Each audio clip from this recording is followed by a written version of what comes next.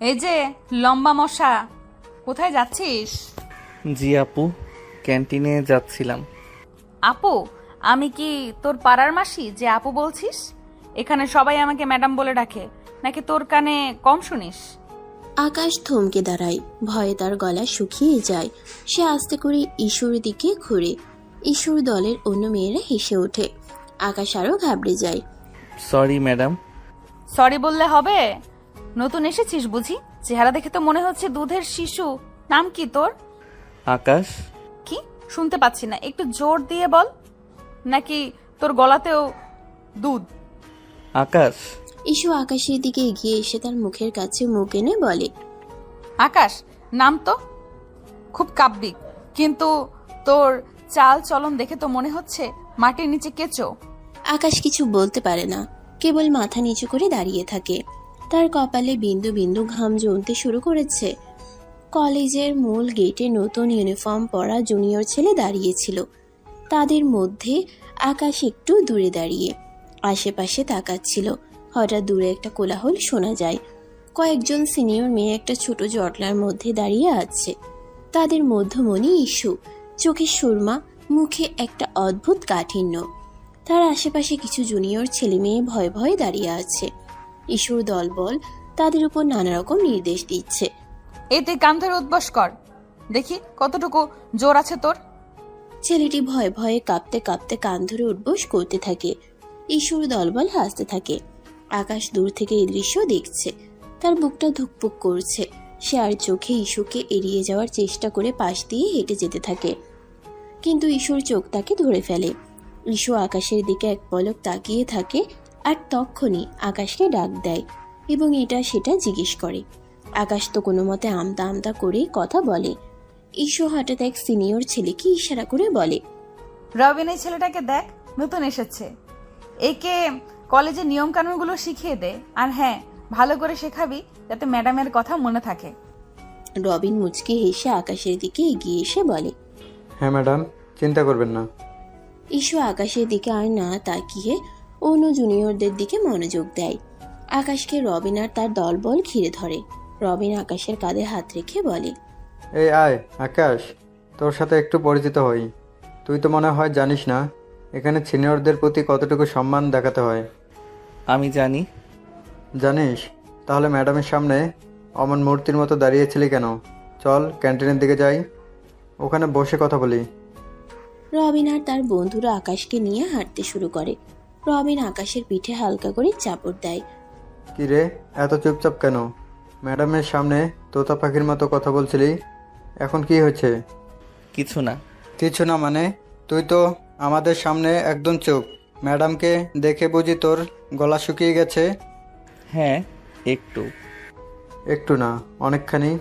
ম্যাডামকে দেখলে সবাই একটুখানি এমন হয়, কিন্তু ভয় পাওয়ার কিছু নেই, আমরা তো আছি। হ্যাঁ, আমরা তোকে শিখিয়ে দেব কিভাবে ম্যাডামের সাথে চলতে হয়, আর ম্যাডামের কথার অবাধ্য হলে কি হয় সেটাও শিখিয়ে দিব। তারা ক্যান্টিনের দিকে যেতে থাকে। আকাশ বুঝতে পারে এই দিনের শুরুটা মোটেই ভালো হলো না। ঈশ্বর ভয়ঙ্কর রূপটি তার মনে গেঁথে যায়।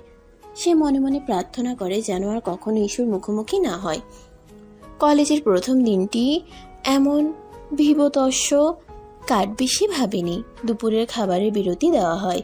ক্যান্টিন গমগম করছে অল্প কিছু ছাত্রছাত্রীর আনাগোনায়। বেশিরভাগ টেবিল ফাঁকা। আকাশ একটি কোণার টেবিলে বসে সাবধানে খাচ্ছে। সে মোবাইল ফোন দেখছে আর মাঝে মাঝে আশেপাশে তাকাচ্ছে, যেন কাউকে খুঁজছে। হঠাৎ করে ক্যান্টিনের প্রবেশ পথে একদল সিনিয়র মেয়ে প্রবেশ করে। তাদের উচ্চ হাসিতে পুরো ক্যান্টিনের নীরবতা ভেঙে যায়। এদের মধ্যমণি ইস্যু। সে নীল জিন্স আর একটি কালো টপ পরেছে, চোখে সানগ্লাস, হাতে কিছু বই। তার চেহারায় সে একই কাঠিন্য যা আকাশকে প্রথম দিনেই আতঙ্কিত করেছিল। ইস্যু উচ্চ স্বরে তার দলের দিকে তাকিয়ে বলে, আরে বাহ, ক্যান্টিন দেখিয়ে আছি নীরব, আশ্রম হয়ে আছে। কি ব্যাপার, সব নতুন জুনিয়রগুলো গেল কোথায়? মনে হয় ভয়ে ঢুকতে পারছে না ম্যাডাম। ভয়? বাহ, ভালোই তো। ভয় না থাকলে শেখাটা কঠিন হয়। ইস্যুর দলবল টেবিলে দখল করতে শুরু করে। তারা খাবারের অর্ডার দেয় আর তাদের কোলাহলে ক্যান্টিনের অন্যান্য ছাত্রছাত্রীরা ভয়ে চুপ করে যায়। আকাশ আর চোখে ইস্যুকে দেখছে। ঈশু হঠাৎ আকাশের টেবিলের দিকে তাকায়। আকাশের প্লেটের দিকে তার চোখ পড়ে। এই যে ওখানে কে বসে আছে? আকাশ নিজের প্লেটে মুখ গুজে আরো ছোট হয়ে যায়। সে মনে মনে প্রার্থনা করছে ঈশু যেন তাকে দেখতে না পায়, কিন্তু ঈশুর চোখ তাকে ধরে ফেলেছে। এই হলুদ টি শার্ট, তুই কি পাথরের মূর্তি নাকি? কথা কানে যায় না? আকাশ ধীরে ধীরে মাথা তোলে। ঈশুর চোখে চোখ পড়ে। ঈশু তার সানগ্লাস নামিয়ে নাকের ডগায় রাখে, যেন ভালো করে দেখছে। জি ম্যাডাম। ম্যাডাম, ভালোই তো। নাম কি রে তোর? আকাশ। আকাশ? তা আকাশে উঠতে পারিস নাকি ক্যান্টিনে মেঝেতে বসে খাচ্ছিস? ঈশুর দল হো হো করে হেসে ওঠে। আকাশ লজ্জায় আর ভয়ে কাটা হয়ে যায়। সে বুঝতে পারছে না কি বলবে। না ম্যাডাম। শোন, তুই নতুন দেখছিস? তোর মতো নতুনদের আমরা খুব পছন্দ করি। জানিস কেন? না ম্যাডাম। কারণ তোদের কাছ থেকে অনেক কিছু শেখার আছে, বিশেষ করে কিভাবে কলেজের সিনিয়রদের সম্মান করতে হয়। ম্যাডাম, ওকে একটু সাইন করিয়ে নেব? আরে এখনই কেন, আগে ওকে ভালো করে চিনে নেই। এই তোরা ওর পরিচয়টা ভালো করে জেনে নে। কোন ব্যাচ, রোল নম্বর কত, কোথায় থাকে, সব। আকাশের বুক ঢিপ ঢিপ করতে থাকে। সে বুঝতে পারে তার ক্যান্টিনে শান্তি করে খাওয়ার স্বাদ আজ মিটতে দেবে না ঈশু। সে দ্রুত খাবার শেষ করার চেষ্টা করে। ঈশু তাকে আরো কিছু প্রশ্ন করে, কিন্তু আকাশ উত্তর দিতে পারছিল না। এই ছেলে, চুপচাপ কেন? আমাদের কথা শুনতে পাস না নাকি তোর পেটে কিছু গেছে? না ম্যাডাম, আমি। থাক, আর বলতে হবে না। ঈশু আকাশের খাবারের প্লেটের দিকে তাকিয়ে বলে, প্লেটে কি রুটি খাচ্ছিস? রুটি তো পাখিরাও খায়। মাংস খাচ্ছিস না কেন? আকাশের প্লেটে সত্যি শুধু রুটি আর সবজি ছিল। সে আরো অপ্রস্তুত হয়ে পড়ে। ম্যাডাম, আমার। তোর কি টাকার অভাব নাকি বাবার টাকা দেয় না? যা হোক, এখন থেকে যখন ক্যান্টিনে আসবি তখন আমাদের টেবিলের দিকে ভুলেও তাকাবি না, আর যদি তাকাস। ঈশু কথা শেষ করে না, কেবল রহস্যময় হাসি হাসে। আকাশ ভয়ে দ্রুত খাবার শেষ করে ক্যান্টিন থেকে বেরিয়ে যায়। পরদিন বিকালে কলেজ অডিটোরিয়ামে সাংস্কৃতিক অনুষ্ঠানের একটি সন্ধ্যায় আকাশ উপস্থিত হয়। এই সময়গুলো আকাশের ভালোই লাগে, তবে সে নতুন তাই চুপচাপ দাঁড়িয়ে দেখে। কলেজ অডিটোরিয়াম দর্শকে পরিপূর্ণ। মঞ্চে বিভিন্ন সাংস্কৃতিক পরিবেশনা চলছে। আকাশ বন্ধুদের সাথে একটি কোণার সারিতে বসে আছে। সে বন্ধুদের সাথে নিচু স্বরে কথা বলছে। তার মন খুব একটা বসছে না। আর কতক্ষণ লাগবে রে? আমার তো ঘুম পাচ্ছে। আরে আর একটু দেখ, এর পরের আইটেমটা ভালো হতে পারে। হঠাৎ মঞ্চে আলো ঝলমল করে ওঠে। সঞ্চালিকা ঘোষণা করেন, এখন গান পরিবেশন করবে আমাদের কলেজের জনপ্রিয় শিল্পী ঈশু আপু। এই ঘোষণা শুনে পুরো অডিটোরিয়াম হাততালিতে ফেটে পড়ে। আকাশ চমকে ওঠে। ইস্যু, মঞ্চে আবার সেই ডেঞ্জারাস মেয়েটা। তার মনটা আবার শঙ্কায় ভরে ওঠে। সে ভয় পেয়ে যায়। ধুর বাবা, এ তো দেখি সব জায়গায় আছে, এখানেও শান্তি নেই। ঈশু মঞ্চে ওঠে। আজ সে শাড়ি পরেছে, মুখে হালকা মেকআপ, তার সানগ্লাস নেই। তার চেহারায় এক ভিন্ন স্নিগ্ধতা। সে মাইকের সামনে দাঁড়ায় আর মুহূর্তের মধ্যে অডিটোরিয়ামের কোলাহল কমে যায়। সবাইকে শুভ সন্ধ্যা। আশা করি আপনারা উপভোগ করছেন। আজ আমি একটি পুরনো দিনের গান গাইব। আকাশ অবাক হয়ে ঈশুকে দেখছে। এই ঈশু সেই ক্যান্টিনের ঈশু নাকি সে ভুল দেখছে? ঈশু গান শুরু করে। তার গলার স্বর শুনে আকাশ স্তম্ভিত হয়ে যায়। একটি অসাধারণ স্নিগ্ধ ও সুরেলা কণ্ঠ। গানটি ছিল একটি রোমান্টিক ধীরগতির গান। ঈশু গাইতে থাকে, আমারও পরানো যাহা চাই তুমি তাই। আকাশ মন্ত্রমুগ্ধের মতো ঈশুর দিকে তাকিয়ে থাকে। তার মুখ থেকে সব ভয় উধাও হয়ে যায়। সে যেন এক অন্য ঈশুকে দেখছে। তার মনে হতে থাকে এই মেয়েটা আসলে এতটাও ভয়ঙ্কর নয় যতটা সে ভেবেছিল। ঈশুর গান শুনতে শুনতে আকাশ যেন হারিয়ে যায়। তার চোখের সামনে ঈশুর করা মুখটা মিলিয়ে গিয়ে এক মিষ্টি মুখের ছবি ভেসে ওঠে। কি সুন্দর গলা, বিশ্বাসই হচ্ছে না এই মেয়েটা এত সুন্দর গান গাইতে পারে। গান শেষ হয়। অডিটোরিয়াম আবার করতালি আর চিৎকারে ফেটে পড়ে। ঈশু হাসি মুখে মাথা নিচু করে দর্শকদের ধন্যবাদ জানায়। আকাশ তখনও ঘর থেকে বের হতে পারেনি। বন্ধু আকাশের কাঁধে হাত রেখে বলে, কি রে, কি দেখছিস? ঈশু আপুর গান কেমন লাগলো? অসাধারণ। আমি ভাবিনি। কি ভাবিসনি? যে ঈশু আপু শুধু র্যাগিং করতে পারে? সে তো দারুণ গান গায়, কলেজের সেরা সিঙ্গারদের মধ্যে একজন। হ্যাঁ। আকাশ আবার ঈশুর দিকে তাকায়, যে তখনও মঞ্চে দাঁড়িয়ে আছে। তখনই আকাশের মনে ইস্যুর সম্পর্কে একটা নতুন ধারণা জন্ম হয়। তার ভয়টা পুরোপুরি কাটেনি, কিন্তু তার জায়গায় এক ধরনের মুগ্ধতা আর বিস্ময় এসে জমা হয়। সে বুঝতে পারে ইস্যুর ভেতরে শিল্পী মনটা তার কঠোর বাইরের আবরণের থেকে অনেকটাই ভিন্ন। পরদিন করিডোরে আকাশ খুব দ্রুত হাঁটছে, চোখে সতর্ক দৃষ্টি। তার শরীরের প্রতিটি ভঙ্গি যেন বলছে সে কোনো বিপদ এড়িয়ে চলতে চাইছে। সে ঘড়ি দেখে তারপর দ্রুত করিডোরের কোণ দিয়ে ঘুরে যায়।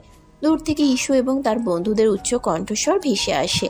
আকাশ দ্রুত ক্লাসরুমের দিকে পা বাড়ায়, যেন সে অদৃশ্য হতে চায়। ইস্যু আসছে? আরে বাবা, আবার কেন? এই পাশেই বা কেন আসবে? এই মেয়েটা কি আমার পিছু নিয়েছে নাকি? ইস্যুর কণ্ঠস্বর আরো স্পষ্ট হয়, সে যেন আকাশের ঠিক পেছন পেছন আসছে। এই তোরা জানিস নতুন ওই ছেলেটা আকাশ কি বোকা, আমার সামনে তো একটা কথাও বলতে পারে না। আকাশ থমকে যায়। ইস্যু তার নাম জানে? সে কি তাকে নিয়েই কথা বলছে? তার গালে এক ঝলক রক্ত উঠে আসে। আকাশ দ্রুত একটি ফাঁকা ক্লাসরুমে ঢুকে পড়ে, যেন সে অদৃশ্য হতে চায়। ক্লাসরুমের দরজার ফাঁক দিয়ে সে উকি দেয়। ইস্যু আর তার দল করিডোর দিয়ে হেঁটে চলে যায়। ইস্যু একবারও ক্লাসরুমের দিকে তাকায় না। তার চোখে মুখে কোনো চিন্তার ছাপ নেই। সে যেন আকাশ নামের করা অস্তিত্বই জানে না। বাঁচা গেল। উফ, কি একটা পরিস্থিতি। কিছুক্ষণ পর আকাশ লাইব্রেরির দিকে যাচ্ছে। তার হাতে কিছু বই। সে খুব সাবধানে পা ফেলছে, যেন সে কোনো মাইন ফিল্ডের উপর দিয়ে হাঁটছে। লাইব্রেরির দরজার কাছাকাছি এসে সে দেখে ইস্যু লাইব্রেরির ভিতরে একটি টেবিলে বসে বই পড়ছে। তার পাশে তার দু একজন বন্ধুও আছে। তারা নিচু স্বরে কথা বলছে। ইস্যু বেশ শান্তভাবে বই দেখছে, যা আকাশের কাছে একটি বিরল দৃশ্য। তার চুলগুলো খোলা, কপালের চুলগুলো কানের পেছনে গুজে দেওয়া। ইস্যু লাইব্রেরিতেও? বাবারে বাবা, এই মেয়েটা কি সব জায়গায় থাকবে নাকি? আমি কেন শুধু ওকে দেখলেই এমন হয়ে যাই? আকাশ দ্রুত গতিপথ পরিবর্তন করে। সে লাইব্রেরিতে না ঢুকে উল্টো পথে হাঁটা শুরু করে, আর তার দরকারি বইটা না নিয়ে সে ফিরে যায়। সে মনে মনে ভাবে, আজ আর বই দরকার নেই। ইস্যু না থাকলে কাল দেখা যাবে। আজ আর লাইব্রেরি না, কাল দেখা যাবে। ইস্যুর আশেপাশে থাকা মানেই বিপদ। ওর সামনে পড়লেই কিছু না কিছু একটা করবেই। পরের দিন কলেজ মাঠে দুপুরের পরে কিছু ছেলে ক্রিকেট খেলছে। আকাশ দূর থেকে খেলা দেখছে। সে কিছুটা স্বস্তিতে ছিল, কারণ ইস্যুকে সে গত 1 ঘন্টা দেখেনি। হঠাৎ সে দেখতে পায় ইস্যু তার বন্ধুদের সাথে মাঠের পাশ দিয়ে হেঁটে যাচ্ছে। সে বন্ধুদের সাথে হাসতে হাসতে কথা বলতে বলতে যাচ্ছে। আকাশ দ্রুত একটি গাছের আড়ালে নিজেকে লুকিয়ে ফেলে। তার হৃদয় স্পন্দন বেড়ে যায়। এই রে ইস্যু, আজ তো খেলার মাঠেও স্বস্তি নেই। কখন যে সামনে পড়ে যাব, ওরা কি আমাকে দেখতে পাবে? ইস্যু মাঠ পার হয়ে যায়। সে আকাশকে দেখতে পায় না। তার চোখে মুখে কোনো উত্তেজনা বা ভয়ের ছাপ নেই। আকাশ গাছ থেকে বেরিয়ে আসে, তার কপালে ঘাম জমেছে। সে যেন কোনো মিশন সফল করে এসেছে। আরেকটা দিন বাঁচলাম। এই মেয়েটাকে এড়িয়ে চলতে গিয়ে আমি তো পাগল হয়ে যাব। সন্ধ্যায় আকাশ ক্লান্ত হয়ে নিজের বাসায় ফেরে। তার শরীর অবসন্ন, কিন্তু তার মনে এক অদ্ভুত স্বস্তি। সে ঘরের দরজা বন্ধ করে সোফায় ধপ করে বসে পড়ে। তার সারাদিনের টেনশন যেন এক মুহূর্তে কেটে যায়। সে স্বস্তির নিঃশ্বাস ফেলে, যেন সে কোনো কঠিন যুদ্ধ জয় করে এসেছে। আকাশ নিজের মনে হাসতে হাসতে বলে, আহা শান্তি, অবশেষে বাসায়। এই তো আমার নিরাপদ আশ্রয়। আকাশ নিজের মনেই হাসে। সে তার টিফিন বক্সটা টেবিলে রাখে আর ওয়াশরুমে গিয়ে হাত মুখ ধোয়। তার মনে হয় আজকের দিনটা যেন 1 শতাব্দীর মতো দীর্ঘ ছিল। আজকের দিনটা কোনো মতে পার হলো। সকালে র্যাগিং, ক্যান্টিনে তার সামনে পড়া, আর সারা দিন তাকে এড়িয়ে চলা। বাবারে বাবা, এর থেকে তো পড়াশোনা করা অনেক সোজা। সে চোখ বন্ধ করে ইস্যুর মুখটা কল্পনা করে, সেই কড়া চোখের চাহনি আর তার তীক্ষ্ণ কণ্ঠস্বর। তার মন আবার শিউরে ওঠে। তার মনে হয় ইস্যু যেন এক চলন্ত বিপদ। না না, এই মেয়েকে আমি সবসময় এড়িয়ে চলবো। যেভাবেই হোক এর আশেপাশেও যাব না। আমার কলেজের জীবনটা শান্তিতে কাটাতে চাই। আকাশ বিছানায় শুয়ে পড়ে। সারাদিনের ক্লান্তি তাকে গ্রাস করে। তার মনে ইস্যুর সেই ভয়ঙ্কর রূপটি যেন আরো গাঢ় হয়ে গেঁথে যায়। সে জানে এই কলেজে তার সবচেয়ে বড় চ্যালেঞ্জ ইস্যুকে এড়িয়ে চলা আর তার সামনে না পড়া। ইস্যু মানেই তার কাছে এক অজানা আতঙ্ক। কলেজের করিডোরে আকাশকে দেখা যায়। সে দ্রুত হাঁটছে, তার কাঁধে ব্যাগ, চোখে তখনও সেই সতর্ক দৃষ্টি। প্রথম কদিনে হওয়া ঘটনাবলীর পর থেকে আকাশ যেন ইস্যুকে এড়িয়েই চলছে। সে ক্লাসের সময় ছাড়া অন্য সময়গুলোতে খুব বেশি কলেজে থাকে না, আর যদি থাকেও সে সতর্ক থাকে ইস্যুর গতিবিধি নিয়ে। হঠাৎ তার বন্ধু রবি দৌড়ে আসে। এই আকাশ, শুনেছিস কি করে কি হয়েছে? কি আবার হবে? নিশ্চয়ই নতুন কোনো ঝামেলা। ইস্যু আপু কিছু করেছে? আরে না, ইস্যু আপু কিছু করেনি। আমাদের নতুন গ্রুপ প্রজেক্টের কথা শুনিসনি? হ্যাঁ শুনেছি, কিন্তু তাতে কি? তাতে কি মানে? জানিস আমাদের গ্রুপে কারা পড়েছে? আমি জানি না, আর জানতেও চাই না। আমার এমনিতেই অনেক চাপ। রবি আকাশের কাঁধে হাত রাখে, তার মুখে একটি অদ্ভুত হাসি। তোর কপালে কি আছে জানিস? আমাদের গ্রুপে তুই, আমি আর ইস্যু আপু। আকাশের চোখ বড় বড় হয়ে যায়, তার মুখের রং ফ্যাকাশে হয়ে যায়।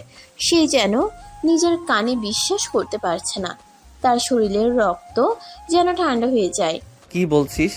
ইস্যু আপু আমার গ্রুপে? এটা কি করে সম্ভব? তুই ভুল শুনেছিস। আরে বাবা, আমি নিজে দেখলাম প্রিন্সিপালের অফিসের নোটিশ বোর্ডে তোর নাম, আমার নাম, ইস্যু আপুর নাম একসাথে লেখা।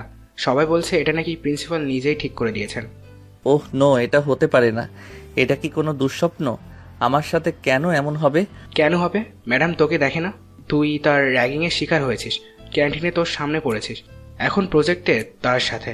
তোর কপালটাই খারাপ। আমার জীবনটা শেষ। আমি এই প্রজেক্টটা কিভাবে করব? আমি তো ওর সামনে যেতেই ভয় পাই। আকাশ দ্রুত প্রিন্সিপালের অফিসের দিকে যায়, রবিও তার পিছু পিছু যায়। তারা নোটিশ বোর্ডের সামনে ভিড় দেখে। আকাশ কোনো মতে ভিড় টেনে নোটিশ বোর্ড দেখে। সত্যিই তার নাম, রবিনের নাম আর ইস্যুর নাম একটি গ্রুপে লেখা। আকাশের মাথায় ঝিমঝিম করে ওঠে। এটা কি হলো রে? আমি এটা মানি না। আমি প্রিন্সিপালের সাথে কথা বলবো।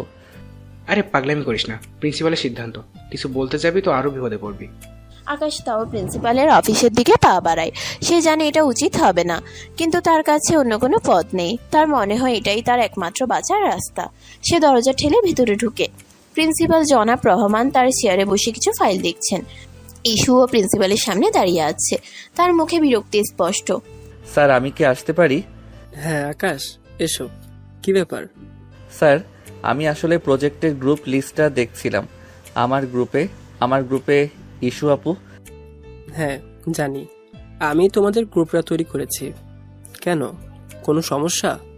না স্যার, মানে আমরা কি গ্রুপটা পরিবর্তন করতে পারি আমার অন্য বন্ধুদের সাথে কাজ করলে? স্যার, ও মনে হয় আমার সাথে কাজ করতে চায় না। কিরে, তোকে কি আমি চিবিয়ে খাবো নাকি? এত ভয় কিসের? না ম্যাডাম, মানে চুপ করো তোমরা। আকাশ, তোমার মেধা সম্পর্কে আমি জানি। তুমি একজন ভালো ছাত্র, আর ইস্যু সেও অত্যন্ত মেধাবী। আমি চাই তোমরা দুজন একসাথে কাজ করো। তোমরা দুজন ওই ইন্ট্রোভার্ট টাইপের। একসাথে কাজ করলে তোমাদের টিম ওয়ার্ক দক্ষতা বাড়বে। কিন্তু স্যার।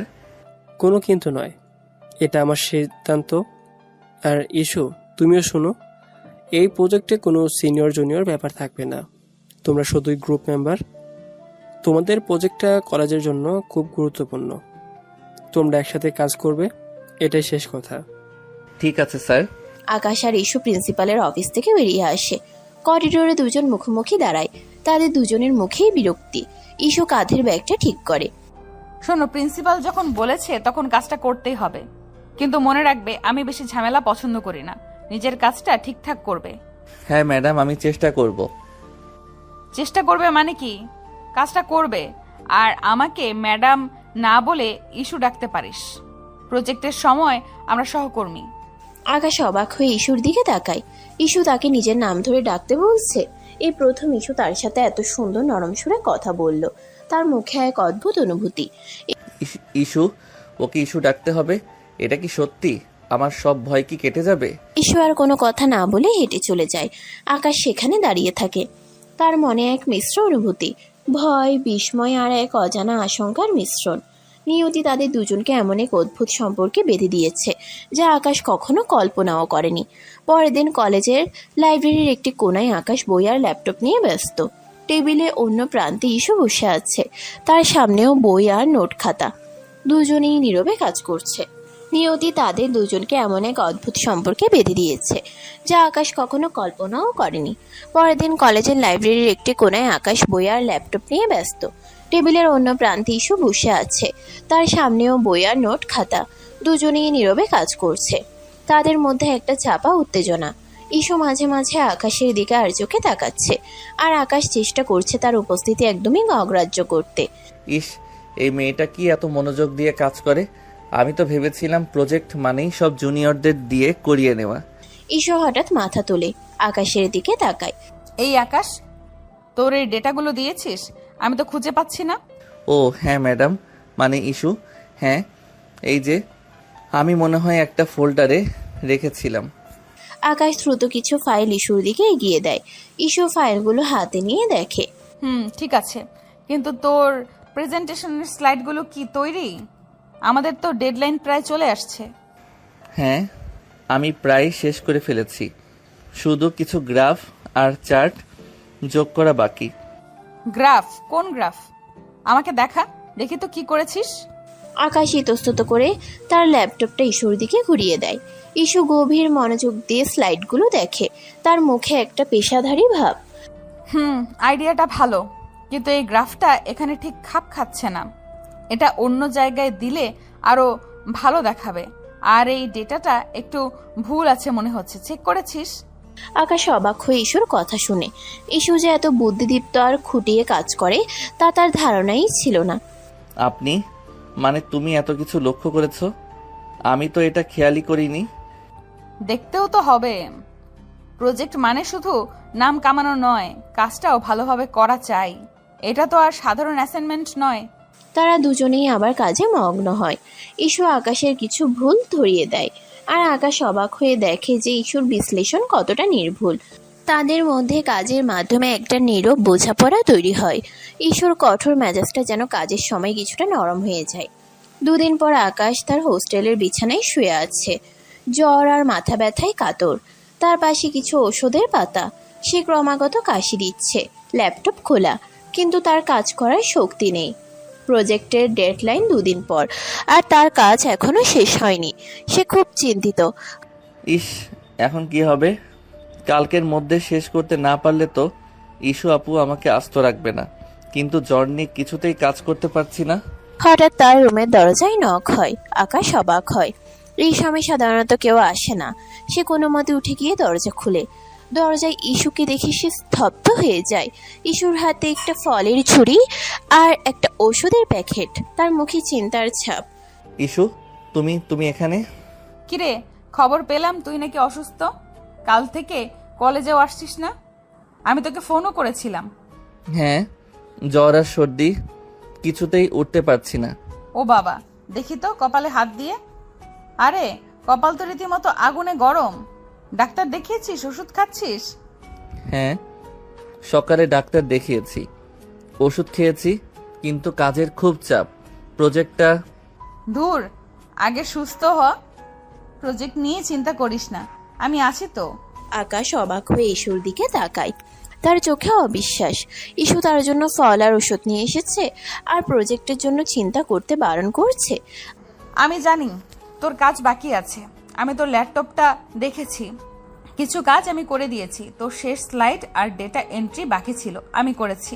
আকাশের চোখ বড় হয়ে যায়। সে বিশ্বাস করতে পারছে না যে ইস্যুকে সে ভয় পেত, সেই ইস্যু তার জন্য এত কিছু করেছে। তুমি আমার কাজ করেছো কেন? কেন আবার? আমাদের প্রজেক্টটা তো ফাইনাল। ফেল করলে কি ভালো দেখাবে? তাছাড়া তুই অসুস্থ, আমি তো আর তোকে ফেলে যেতে পারি না। ইস্যু যে এত নরম মনের তা আকাশের জানা ছিল না। এই নতুন দিকটি আকাশের কাছে সম্পূর্ণ অপ্রত্যাশিত ছিল। তার কঠোর বাইরের আবরণের নিচে এক মানবিক রূপ, যা সে আগে কখনো দেখেনি। ইস্যু তাকে কিছু ফল খেতে দেয় এবং ওষুধের নিয়ম বলে দেয়। এখন খা, বিশ্রাম নে। প্রজেক্ট নিয়ে একদম চিন্তা করিস না। আমি তোকে বাকিটা কাল কলেজে গিয়ে বুঝিয়ে দেব। আর তোর ফাইলগুলো আমার কাছে আছে। আকাশ নীরবে ফল খায়, তার চোখ ইস্যুর দিকে। তার মনে হাজারো প্রশ্ন। এই মেয়েটা কেন তার জন্য এত কিছু করছে? কি চাই ও? ইস্যু এত ভালো আমি তো ভাবতেও পারিনি, কিন্তু তার পুরনো ভয়টা আবার উকি দেয়। আমি কি ওকে পুরোপুরি বিশ্বাস করতে পারি, নাকি এটা কোনো ফাঁদ? ইস্যুর কাছ থেকে বিদায় নিয়ে আকাশ বিছানায় শুয়ে পড়ে।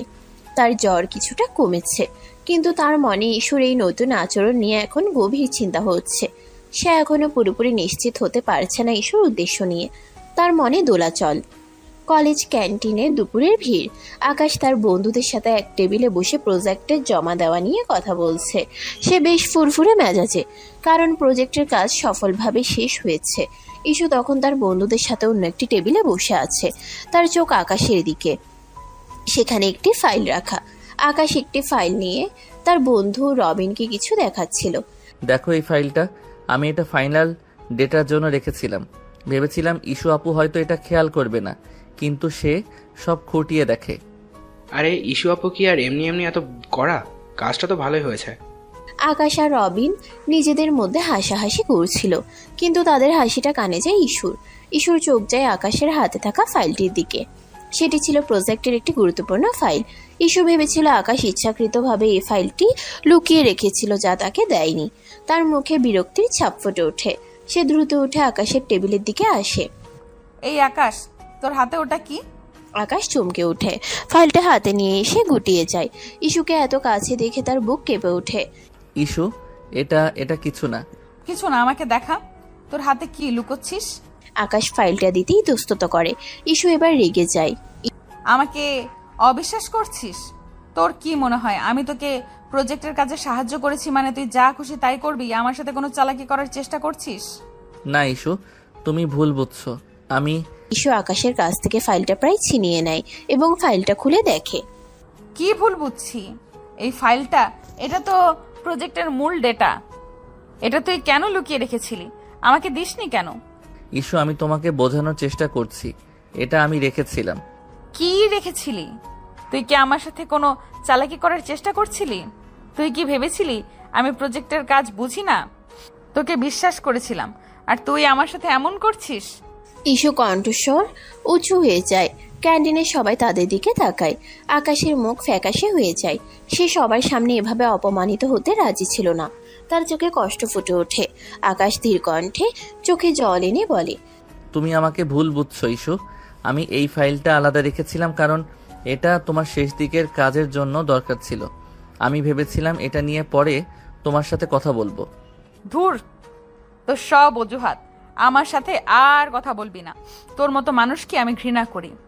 ইস্যু রেগে ক্যান্টিন থেকে বের হয়ে যায়, ফাইলটা হাতে নিয়ে। আকাশ সেখানে চুপচাপ বসে থাকে। তার বন্ধুরা তাকে সান্ত্বনা দেওয়ার চেষ্টা করে, কিন্তু তার চোখে জল চলে আসে। সে অপমানিত আর আহত অনুভব করে। দেখলি, ওকে বিশ্বাস করাটাই আমার ভুল ছিল। ও আজও সেই ভয়ঙ্কর ইস্যুই আছে। বিকেলে ইস্যু মন খারাপ করে দেয়ালের দিকে মুখ করে দাঁড়িয়ে আছে, হাতে সেই ফাইলটি। তার মুখে চিন্তার ছাপ। তার বন্ধু তানিশা তার কাছে আসে। কি রে ইস্যু, ক্যান্টিনে কি হলো? তুই হঠাৎ করে এমন রেগে গেলি কেন? দেখ না, ওই আকাশটা প্রজেক্টের এই গুরুত্বপূর্ণ ফাইলটা আমার কাছ থেকে লুকিয়ে রেখেছিল। আমি তো ওর উপর বিশ্বাস করেছিলাম। কোন ফাইল দেখি তো? ও এটা তো সেই অতিরিক্ত ডেটা যেটা প্রজেক্টের শেষে যোগ করার কথা ছিল। আকাশ আমাকে কালকেই বলেছিল যে সে এটা তোর জন্য আলাদা করে রেখেছে, যাতে তুই শেষ মুহূর্তে কাজটা করতে পারিস। সে তোকে চমকে দিতে চেয়েছিল। তানিশার কথা শুনে ইস্যু চমকে ওঠে। তার হাত থেকে ফাইলটা পড়ে যায়। তার মুখটা ফ্যাকাশে হয়ে যায়। সে দ্রুত ফাইলটা তুলে নেয়। কি বলছিস? আকাশ আমাকে চমকে দিতে চেয়েছিল? আমি ওকে ভুল বুঝেছি? হ্যাঁ, ও তোকে কত বিশ্বাস করে। তোর অসুস্থতার সময় প্রজেক্টের কাজ করে দিলি, ও তোকে অন্য চোখে দেখতে শুরু করেছে, আর তুই ওর সাথে এমন করলি। ইস্যু চুপ করে থাকে। তার ভুলটা বুঝতে পেরে তার মনটা খারাপ হয়ে যায়। সে মনে মনে ভাবে, আমি কি করলাম? কেন আমি ওর কথা না শুনেই এত রেগে গেলাম? আমার ভুল হয়ে গেছে তানিশা। আমি ওকে কত খারাপ কথা বললাম, ওকে অপমান করলাম সবার সামনে। হ্যাঁ করেছিস, এখন কি করবি?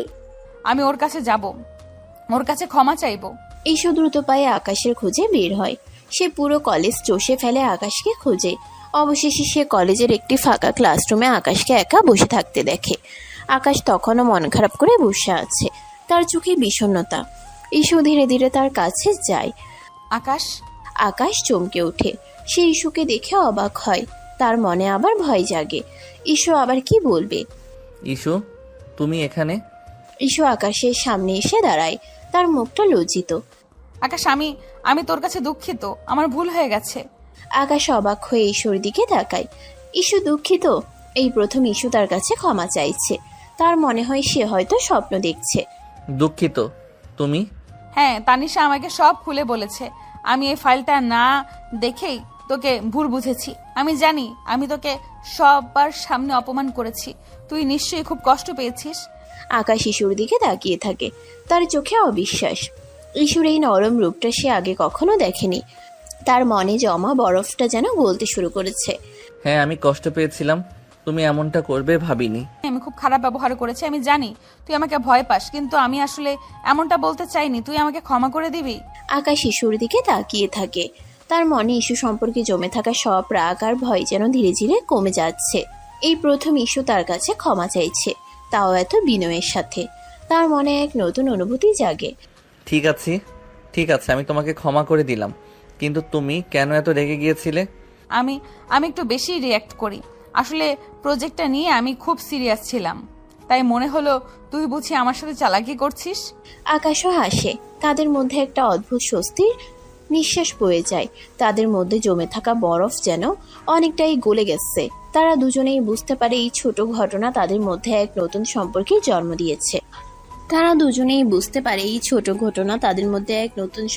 জন্ম দিয়েছে। একটি অদ্ভুত বন্ধুত্ব তৈরি হতে থাকে। ইস্যুর বাইরের কঠোর খোলসের আড়ালে একটি সুন্দর মন আছে।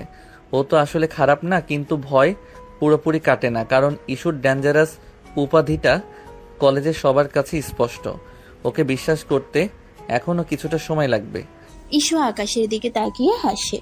আকাশও হাসে।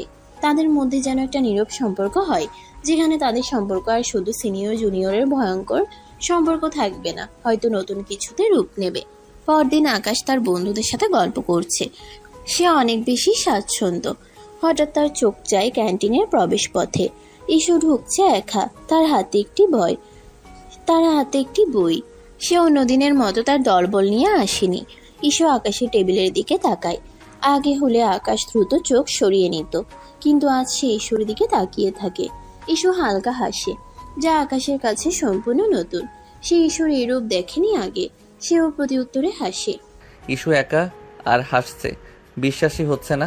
এই প্রথম ওকে আমি একা দেখলাম, আর হাসিটাও কি মিষ্টি। ইস্যু তার জন্য একটা কফি নিয়ে আকাশের টেবিলের কাছে আসে। তার মুখে সামান্য দ্বিধা। আকাশ, এখানে বসতে পারি? অন্য টেবিলগুলো একটু নোংরা। হ্যাঁ, অবশ্যই, বসো। ইস্যু আকাশের উল্টো দিকের চেয়ারে বসে। তাদের মাঝে একটা নীরবতা। কি খবর? পড়াশোনা কেমন চলছে? ভালোই চলছে। তোমার কেমন চলছে? বাহ, আমাকে জিজ্ঞেস করছো? আমারও ভালো। আসলে আর তোমার সাথে প্রজেক্টের কাজ করে বেশ ভালো লেগেছে। আকাশ অবাক হয়ে ইস্যুর দিকে তাকায়। ইস্যু তার সাথে এত সহজভাবে কথা বলছে। তুই তোকারি করছে না, তুমি করে বলছে। ইস্যু আকাশের দিকে তাকিয়ে হালকা হাসে। তাদের চোখাচোখি হয়। এক ঝলকের জন্য তাদের মধ্যে অন্যরকম এক অনুভূতি খেলে যায়। ইস্যু এভাবে তাকাচ্ছে কেন হঠাৎ? ওর কি আমাকে ভালো লাগতে শুরু করেছে? না, ধুর, কিসব ভাবি। ও তো দেখলেই আমায় দৌড়ের মাথায় রাখে। আর উনি সিনিয়র, আমি কত জুনিয়র, কিন্তু আমার তো খুব ভালো লাগছে ওর এই নতুন রূপটা, এত ইনোসেন্ট। ইস্যু তার কফিতে চুমুক দেয়। তার গাল দুটো সামান্য লালচে হয়ে ওঠে। আচ্ছা, ওই দিনের জন্য আমি আবারও দুঃখিত আকাশ। আমি সেদিন খুব খারাপ ব্যবহার করেছিলাম। আমি আসলে র্যাগিং করি, আর সেটা তোমার সাথেও করে ফেলেছি। আর সেদিন রাগের মাথায় ফাইল নিয়ে এত ইনোসেন্ট। বাপরে, ক্ষমাও চাইছে। আরে বাদ দাও না, আমি ভুলেই গেছি। আমরা কি এখন বন্ধু হতে পারি? হব, তাই না? ইস্যু আকাশের দিকে তাকিয়ে একটা গভীর শ্বাস নেয়। অবাক হয়ে তাকায়। একটু কথা বলাতে আকাশ এমন প্রপোজাল দেবে বুঝেনি। তবে তার চোখে মুখে একটা স্বস্তির ভাব। সে খুশি হয়ে বলে, বন্ধু? হ্যাঁ বন্ধু।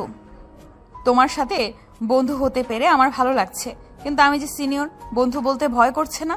আমাকে তো কলেজে সবাই ভয় পায়। আমি না পেলে ক্ষতি হবে তোমার। ইস্যু হেসে দেয়। আকাশের মনে এক অদ্ভুত আনন্দ হয়। ইস্যু তাকে বন্ধু বলেছে। যাকে ভয় পেত সে যদি বন্ধু হয়ে যায় তবে আর ভয় কিসে। পরের দিন বিকেল। আকাশ লাইব্রেরিতে একটি বই খুঁজছে। সে একটি উঁচু তাকে হাত বাড়ায়, কিন্তু বইটা নাগালের বাইরে। সে লাফিয়েও পৌঁছাতে পারে না। হঠাৎ পেছন থেকে একটি হাত এসে বইটা নামিয়ে দেয়। আকাশ ঘুরে দেখে ইস্যু তার পেছনে দাঁড়িয়ে আছে, হাতে সেই বইটি। ইস্যুর মুখে মৃদু হাসি। কিরে, এই বইটা খুঁজছিলি? এটা তো বেশ উঁচুতে ছিল। ইস, তুমি? হ্যাঁ, এটাই খুঁজছিলাম, ধন্যবাদ। ইস্যু বেশ লম্বা, তাই তার জন্য বইটা নামানো সহজ ছিল। ইস্যু আকাশের হাতে বইটা দেয়, তাদের আঙ্গুল ছুঁয়ে যায়। আকাশ বিদ্যুতের একটা ঝলক অনুভব করে। ইস্যুর চোখের একই রকম একটা অনুভূতি দেখা যায়। তারা দুজনে সামান্য অপ্রস্তুত হয়ে পড়ে। কি করছিস এই বইটা দিয়ে? কোনো নতুন প্রজেক্ট? না, আসলে একটা রিসার্চ পেপারের জন্য কিছু রেফারেন্স দরকার ছিল। ও আচ্ছা, তোর পড়াশোনার প্রতি নিষ্ঠা দেখে আমি সত্যি অবাক হই। আমি তো তোর মতো এত মনোযোগ দিয়ে কোনো কিছুই করতে পারি না। আরে না, তুমিও পড়াশোনায় ভালো। ধন্যবাদ, আমিও উৎসাহ পেলাম। তোমার সাথে কথা বললেই সব কেমন জানি ভালো লাগে, বোঝানোর মতো না।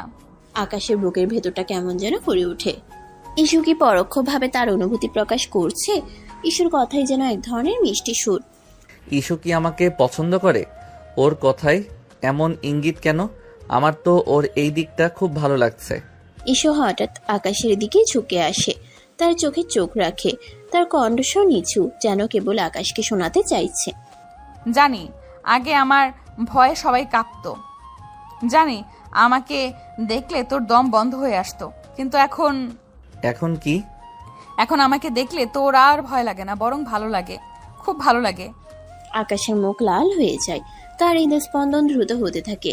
ইস্যু সরাসরি কিছু না বললেও তার কথাগুলো আকাশের হৃদয়ে এক নতুন সুর বাজায়।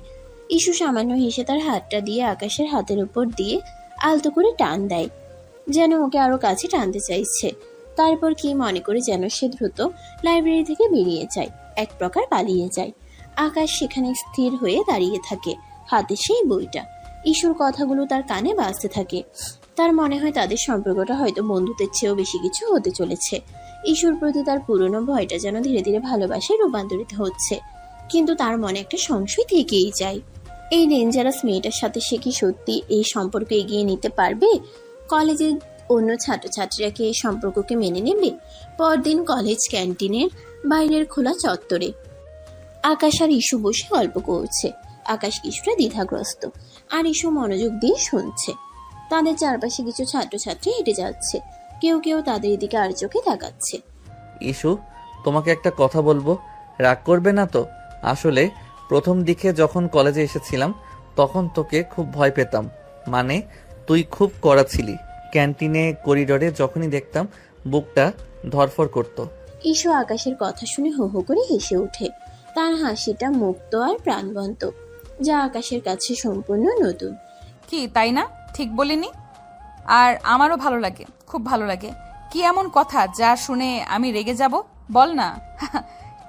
সে জানি তো, আমি কালই তো বললাম। আহারে, তুই আমাকে ভয় পেতিস তাই না? আরে বাবা, তখন তো আমি জুনিয়রদের শেখাতাম কিভাবে বড়দের সম্মান করতে হয়, আর নতুন ছেলেমেয়েরা কলেজে এসে যাতে সিনিয়রদের ভুলে না যায় সেজন্য একটু কঠোর হতে হতো। সেটা কি ভয় দেখানো হলো নাকি? যাই হোক, এখন একটু ভালো হচ্ছে তোর জন্য। না মানে আমি জানতাম না, আমার কাছে মনে হতো তুমি খুব রাগী আর ডেঞ্জারাস। আরে দূর, এখন কি আর সেই দিন আছে? এখন তো তুই আমার বন্ধু, তুই আমাকে বিশ্বাস করিস তাই না? হ্যাঁ বিশ্বাস করি, কিন্তু মাঝে মাঝে সেই পুরনো দিনের কথা মনে পড়লে কেমন যেন লাগে। ইস্যু আকাশের কাঁধ থেকে হাত সরিয়ে নেয়। তার মুখে সেই হাসিটা তখনও লেগে আছে, কিন্তু আকাশের মনে একটা খচখচানি রয়েই যায়। সে জানে ইস্যু সহজভাবে নিচ্ছে, কিন্তু তার স্মৃতি থেকে সেই ভয়ঙ্কর রূপটা যেন পুরোপুরি মুছে যায়নি। ইস্যু হাসছে ঠিকই, কিন্তু আমার মনে হচ্ছে ও আসল ব্যাপারটা বুঝতে পারছে না। আমার ভয়টা তো শুধু র্যাগিংয়ের জন্য ছিল না, ওর ব্যক্তিত্বটাই ছিল এমন। তারা কিছুক্ষণ নীরবে বসে থাকে। ইস্যু আকাশের দিকে তাকিয়ে কিছু একটা বলতে চায়, কিন্তু শেষ পর্যন্ত বলে না। পরের দিন কলেজের করিডোরে আকাশ হেঁটে যাচ্ছে। সে লক্ষ্য করে কিছু ছেলে মেয়ে তাদের দিকে তাকিয়ে ফিসফিস করছে। তাদের মধ্যে কিছু পরিচিত মুখও আছে, যারা অবাক চোখে তাদের দেখছে। দেখ আকাশ আর ইস্যু আপু, ওরা একসাথে বিশ্বাস করতে পারিস? ইস্যু আপু তো কোনোদিন কারোর সাথে এভাবে মেশে না। এর আগে তো কোনো ছেলের সাথে ওর এমন ঘনিষ্ঠতা দেখিনি। আকাশ কি জাদু করেছে? আকাশ তাদের কথা শুনতে পায়, তার অস্বস্তি হয়। সে দ্রুত হেঁটে চলে যায়। তার মনে প্রশ্ন জাগে, সবাইকে তাদের সম্পর্ক নিয়ে কথা বলছে। সে ক্যান্টিনে ঢোকে, সেখানেও একই চিত্র। কয়েকজন সিনিয়র মেয়ে ইস্যুকে ঘিরে বসে আছে, আর তারা সবাই আকাশের দিকে তাকাচ্ছে। ইস্যু, ব্যাপারটা কি বলতো? তুই নাকি আজকাল এই নতুন ছেলেটার সাথে বেশি ঘোরাঘুরি করছিস। আকাশ নাকি ওর নাম? ইস্যু কফিতে চুমুক দিতে দিতে বলে। হ্যাঁ তো তাতে কি, প্রজেক্টে আমার পার্টনার ছিল, বন্ধু তো হতে পারি। বন্ধু, আমরা তো জানি তুই কারোর সাথে বন্ধুত্ব করিস না, বিশেষ করে জুনিয়রদের সাথে তো নয়। ব্যাপারটা কি অন্য কিছু? তোদের যা মনে হয় মনে কর। আকাশ দূর থেকে তাদের এই কথোপকথন শুনছিল। ইস্যু যদিও বিষয়টা হালকাভাবে নিচ্ছে, কিন্তু আকাশের কাছে এই কানা ঘুষাগুলো বেশ অস্বস্তির কারণ হয়ে দাঁড়াচ্ছে। ইস্যু তার দিকে তাকায় এবং সামান্য হাসে। আকাশও জোর করে হাসি ফেরত দেয়। ইস্যু হয়তো পাত্তা দিচ্ছে না, কিন্তু এইসব কথা আমার ভালো লাগছে না। সবাই আমাদের নিয়ে কথা বলছে, আমি কি ইস্যুর জন্য এইসব মেনে নিতে পারবো? ইস্যুর এই ডেঞ্জারাস ইমেজটা সবার কাছে এতটাই শক্ত যে তাদের কাছে আমাদের এই সহজ বন্ধুত্ব অদ্ভুত লাগছে। আকাশ দ্রুত ক্যান্টিন থেকে বেরিয়ে যায়। তার মনে এক নতুন দ্বন্দ্ব শুরু হয়। ইস্যুর প্রতি তার ভালোবাসা বাড়ছে ঠিকই, কিন্তু কলেজের এই সব কানাঘুষা আর ইস্যুর ডেঞ্জারাস ইমেজটা তাকে ভাবিয়ে তুলছে। সে কি পারবে এইসব সামলে নিতে, এই সম্পর্ককে পরিণতি দিতে? নাকি সে একাই ভাবছে এসব? ইস্যু এমন কিছু অনুভব করছে না তাকে নিয়ে। ক্যামেরা কলেজের একটি নির্জন কোণায়, পুরনো বকুল গাছের নিচে আকাশ এবং ইস্যু বসে থাকে। সূর্যাস্তের কমলা আলো তাদের মুখে এসে পড়েছে। তারা দুজনেই বেঞ্চে বসে আছে। পরিবেশটা শান্ত, কেবল পাখিদের কিচিরমিচির শব্দ শোনা যায়। ইস্যু কিছুটা অস্থির দেখাচ্ছে, যেন সে কোনো গুরুত্বপূর্ণ কথা বলতে চাইছে। আকাশ অন্যদিকে তাকিয়ে আছে, কিন্তু সে ইস্যুর অস্থিরতা অনুভব করছে। ইস্যু, কি হলো? খুব চুপচাপ লাগছে তোমাকে, কিছু বলবে? হ্যাঁ আকাশ, তোকে কিছু বলার ছিল। অনেকদিন ধরে ভাবছি, কিন্তু বলতে সাহস পাচ্ছিলাম না। আকাশ সামান্য অস্বস্তি বোধ করে।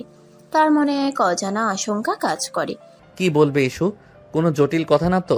ইস্যু এক দীর্ঘশ্বাস ফেলে আকাশের দিকে ঝুঁকে আসে। আকাশ, তুই জানিস প্রথম দিকে যখন তুই কলেজে এসেছিলি তখন তোকে আমি... ইস্যু থেমে যায়, তার মুখ লাল হয়ে ওঠে।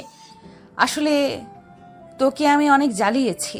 সবাই বলতো আমি ডেঞ্জারাস, রাগী, আর তুইও আমাকে খুব ভয় পেতিস, তাই না? হ্যাঁ, সত্যি বলতে কি খুব ভয় পেতাম। ক্যান্টিনে, করিডোরে তোমাকে দেখলে আমার বুকটা ধরফর করতো। ইস্যু আকাশের হাতটা আলতো করে ছুঁয়ে দেয়। আমি জানি, আর আমার খারাপ লাগতো যে তুই আমাকে ভয় পাস, কিন্তু এখন... ইস্যু আকাশের হাতটা শক্ত করে ধরে। আকাশের বুকটা ধুকপুক করে ওঠে। তার মনে এক অদ্ভুত অনুভূতি। এখন আমি জানি তুই আমাকে ভয় পাস, তোর মনে আমার জন্য একটা ভয় কাজ করে, কিন্তু আমি তোকে... ইস্যু কথা শেষ করতে পারে না। তার চোখ আকাশে আটকে থাকে। তার মুখে এক গভীর আবেগ ফুটে ওঠে। ইস্যুর এই নীরব স্বীকারোক্তি আকাশের কানে যেন বাজতে থাকে।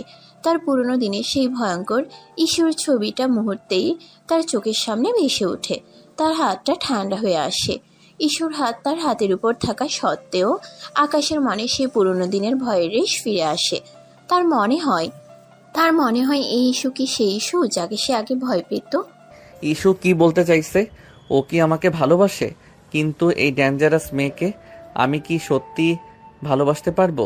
সবার কথা ওর অতীত। আকাশ থমকে যায়। তার পুরনো ভয়টা যেন আবার ফিরে আসে। তাকে চারপাশ থেকে ঘিরে ধরে। সে ইস্যুর চোখের দিকে তাকাতে পারছে না। তার মনে এক মিশ্র অনুভূতি, ইস্যুর প্রতি টান আর তার পুরনো ভয়। আকাশ নিজেকে বোঝানোর চেষ্টা করে। ইস্যু এখন বদলে গেছে। সে এখন শুধুই একটা নরম মনের মেয়ে, মিষ্টি একটা মেয়ে, আগের মতো কঠিন নয়। সে আমার জন্য এত কিছু করেছে, কিন্তু ওই ভয়টা। ইস্যু আকাশের নীরবতা দেখে কিছুটা বিচলিত হয়।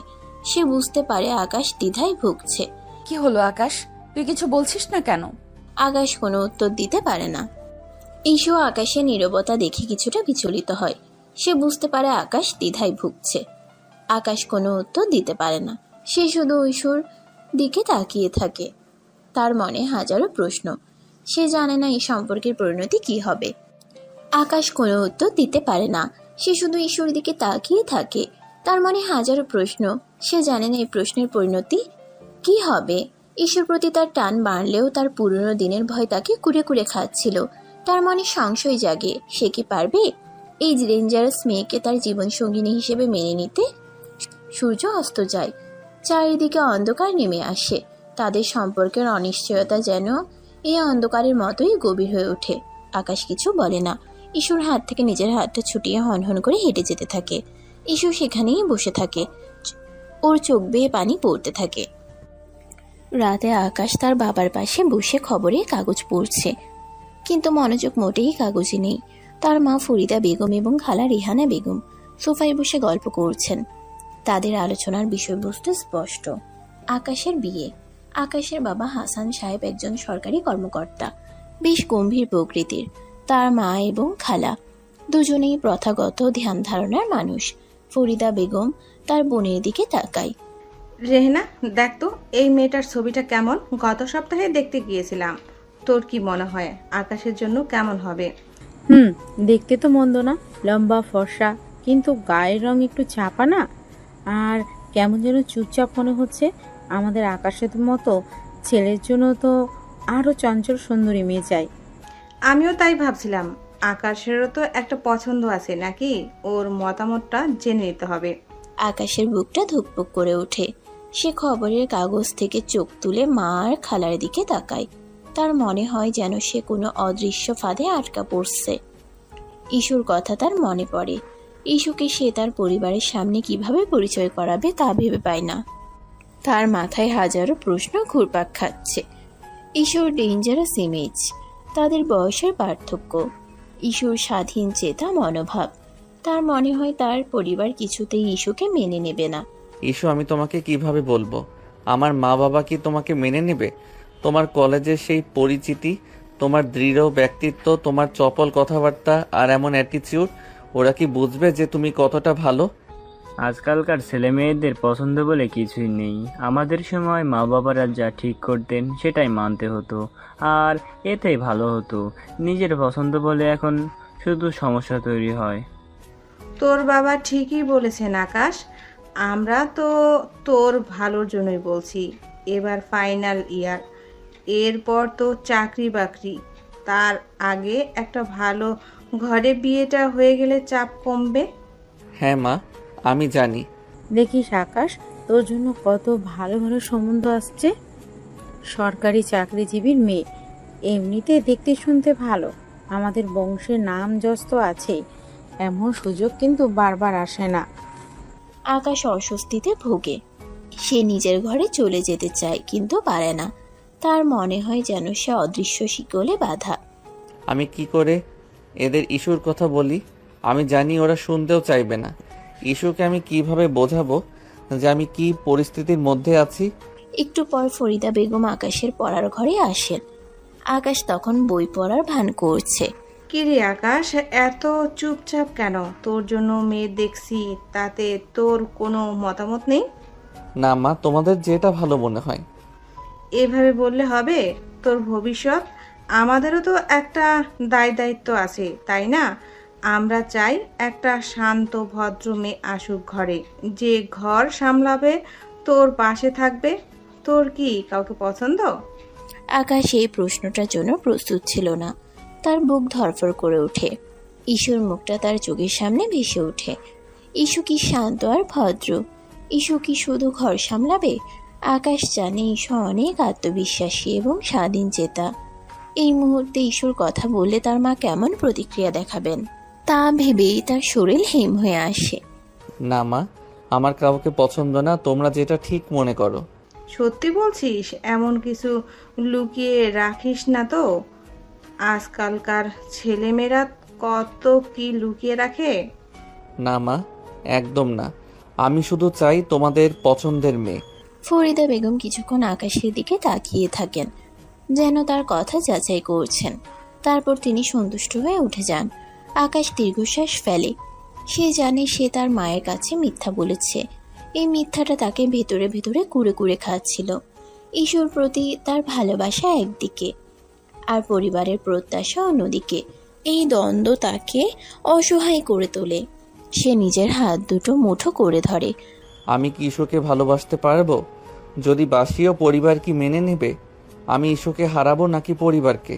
পরদিন কলেজ ক্যান্টিনে ইস্যু এবং আকাশ একটি টেবিলে বসে আছে। ইস্যুকে বেশ চিন্তিত দেখাচ্ছে। আকাশ তার প্লেটের দিকে তাকিয়ে খাবার খাচ্ছে, আর মাঝে মাঝে আর চোখে ইস্যুকে দেখছে। তাদের মধ্যে একটা চাপা নীরবতা। ইসু কয়েকবার আকাশের সাথে কথা বলার চেষ্টা করেও ব্যর্থ হয়। আকাশ, আজকাল তোকে কেমন যেন অন্যরকম লাগছে। আমার সাথে কথা বলছিস না কেন? কিছু হয়েছে? না, কিছু না, কাজের চাপ একটু বেশি। কাজের চাপ নাকি অন্য কিছু? তুই কি আমাকে এড়িয়ে যাচ্ছিস? সেদিন আমি যখন তোকে মনের কথা বলতে চাইছিলাম তখন তুই চুপ করে গেছিলি। তারপর থেকে তুই কেমন যেন হয়ে গেছিস। আকাশ অস্বস্তিতে ভোগে। সে জানে ইসু ঠিকই ধরেছে।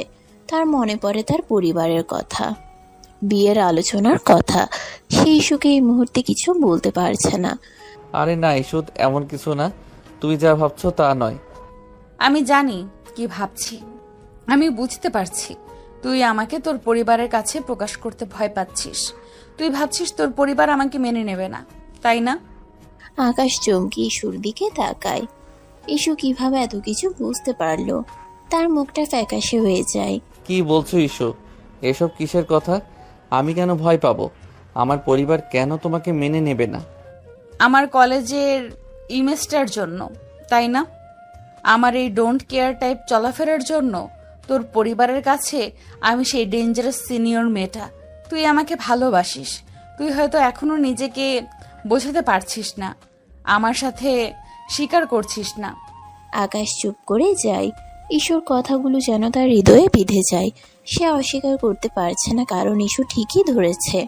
ইস্যু প্লিজ, এখন এসব কথা থাক। না আকাশ, কথা বলতে হবে। আমি তোকে ভালোবাসি, আর তুই আমাকে এইভাবে এড়িয়ে গেলে আমি কষ্ট পাবো। আমি জানি তুই আমাকে ভয় পাস, কিন্তু তুই কি আমার ভালোবাসায় বিশ্বাস করিস না? আকাশের চোখ দুটো ভিজে আসে। সে ইসুর হাত থেকে নিজের হাতটা আলতো করে সরিয়ে নেয়। তার মনে হয় ইসুর হাত ধরলে সে যেন আরো বেশি দুর্বল হয়ে পড়বে। ইস্যু, তুমি বুঝছো না, আমার জীবনে এখন অনেক জটিলতা চলছে। আমি তোর জটিলতা বোঝার চেষ্টা করছি আকাশ, কিন্তু তুই তো আমার সাথে কথাই বলতে চাইছিস না। তুই আমাকে ছেড়ে যাচ্ছিস, তাই না? ইসু কথা শেষ না করেই ক্যান্টিন থেকে বেরিয়ে যায়। তার চোখে জল। আকাশ সেখানে একা বসে থাকে। তার বুকটা ফেটে যাচ্ছে। সে ইসুকে কষ্ট দিতে চায় না, কিন্তু তার কাছে কোনো সমাধান নেই, কোনো পথ খোলা নেই। এর পরের কয়েকদিন আকাশ একদম চুপচাপ থাকে। সে ইসুকে এড়িয়ে চলার চেষ্টা করছে। ইসু যখন এই করিডোরে ঢোকে, আকাশ অন্য পথে চলে যায়। ইসু তাকে দেখতে পায়, কিন্তু কিছু বলতে পারে না। ইসুর মুখে কষ্ট ফুটে ওঠে। সে বুঝতে পারে আকাশ ইচ্ছাকৃতভাবে তাকে এড়িয়ে চলছে। আকাশ, তুই কেন এমন করছিস? আমি তোকে এত ভালোবাসি, আর তুই আমাকে এভাবে কষ্ট দিচ্ছিস। আকাশ ক্লাসের পর দ্রুত কলেজ থেকে বের হয়ে যায়। সে ইসুর ফোন ধরা বন্ধ করে দেয়। ইসু বারবার তাকে ফোন করে, মেসেজ পাঠায়, কিন্তু আকাশ উত্তর দেয় না। সে ইসুর ফোন দেখে, কিন্তু রিসিভ করে না। তার মনে এক গভীর অপরাধবোধ কাজ করে। ইস্যু বারবার ফোন করছে, আমি জানি ও কষ্ট পাচ্ছে, কিন্তু আমি কি করব? মা বাবাকে কি করে বোঝাবো? যদি আমি ইস্যুকে সব বলি, তারা কি ওকে মেনে নেবে, নাকি আমাকে ওর থেকে দূরে থাকতে বলবে? আমি এই ঝুঁকি নিতে পারছি না। ইসু একদম ভেঙে পড়ে। সে তার হোস্টেলের রুমে বসে আছে, হাতে ফোন। সে আকাশের মেসেজের রিপ্লাইয়ের জন্য অপেক্ষা করছে। তার চোখে জল। তার মনে হয় আকাশ বুঝি তাকে ছেড়ে যাচ্ছে। ইসু জানালার দিকে তাকিয়ে থাকে। বাইরে বৃষ্টি পড়ছে। তার কষ্ট আরো বাড়ে। সে বুঝতে পারে না তাদের এত সুন্দর সম্পর্ক কেন হঠাৎ করে এমন জটিল হয়ে গেল। সে মনে করে আকাশ হয়তো তাকে সত্যিই ভালোবাসেনি, বা তার ভালোবাসার জোর কম। আকাশ, তুই কেন এমন করছিস? তুই কি সত্যিই আমাকে ছেড়ে যাবি? তুই কি সত্যিই আমাকে ছেড়ে দিবি? তোর জন্য আমি এত কিছু করলাম, আর তুই? আকাশের পরিবার তার জন্য মেয়ে দেখতে আরো বেশি তৎপর হয়ে পড়ে। আকাশের পরিবার তার জন্য মেয়ে দেখতে আরো বেশি তৎপর হয়ে ওঠে। আকাশের মা বাবা খুশি হন যে আকাশ তাদের পছন্দের কোনো মেয়েকে নিয়ে কথা বলছে না। তারা আরো দ্রুত বিয়ে ঠিক করার চেষ্টা করেন। অন্যদিকে ইস্যু আস্তে আস্তে একা হয়ে যায়। তাদের সম্পর্কের মধ্যে এক ধরনের দূরত্ব তৈরি হয়। ইস্যু মনে করে আকাশ তাকে ছেড়ে যাচ্ছে। আকাশ অসহায় বোধ করে, কারণ সে ইস্যুর প্রতি তার অনুভূতি এবং পরিবারের প্রত্যাশার মধ্যে আটকা পড়ে যায়। এই নীরবতা এবং দূরত্ব তাদের সম্পর্ককে এক অনিশ্চিত ভবিষ্যতের দিকে ঠেলে দেয়। সন্ধ্যা হয়ে এসেছে। ইস্যুর ঘর আলো ঝলমল করছে। ইশুর মা রোকেয়া বেগম এবং বাবা আহমেদ সাহেব সোফায় বসে আছেন। তাদের সামনে একটি মধ্যবয়সী দম্পতি, মিজান সাহেব ও শারমিন বেগম, যারা ইশুর জন্য বিয়ের প্রস্তাব নিয়ে এসেছেন। তাদের ছেলে তানভীর তাদের পাশে বসা।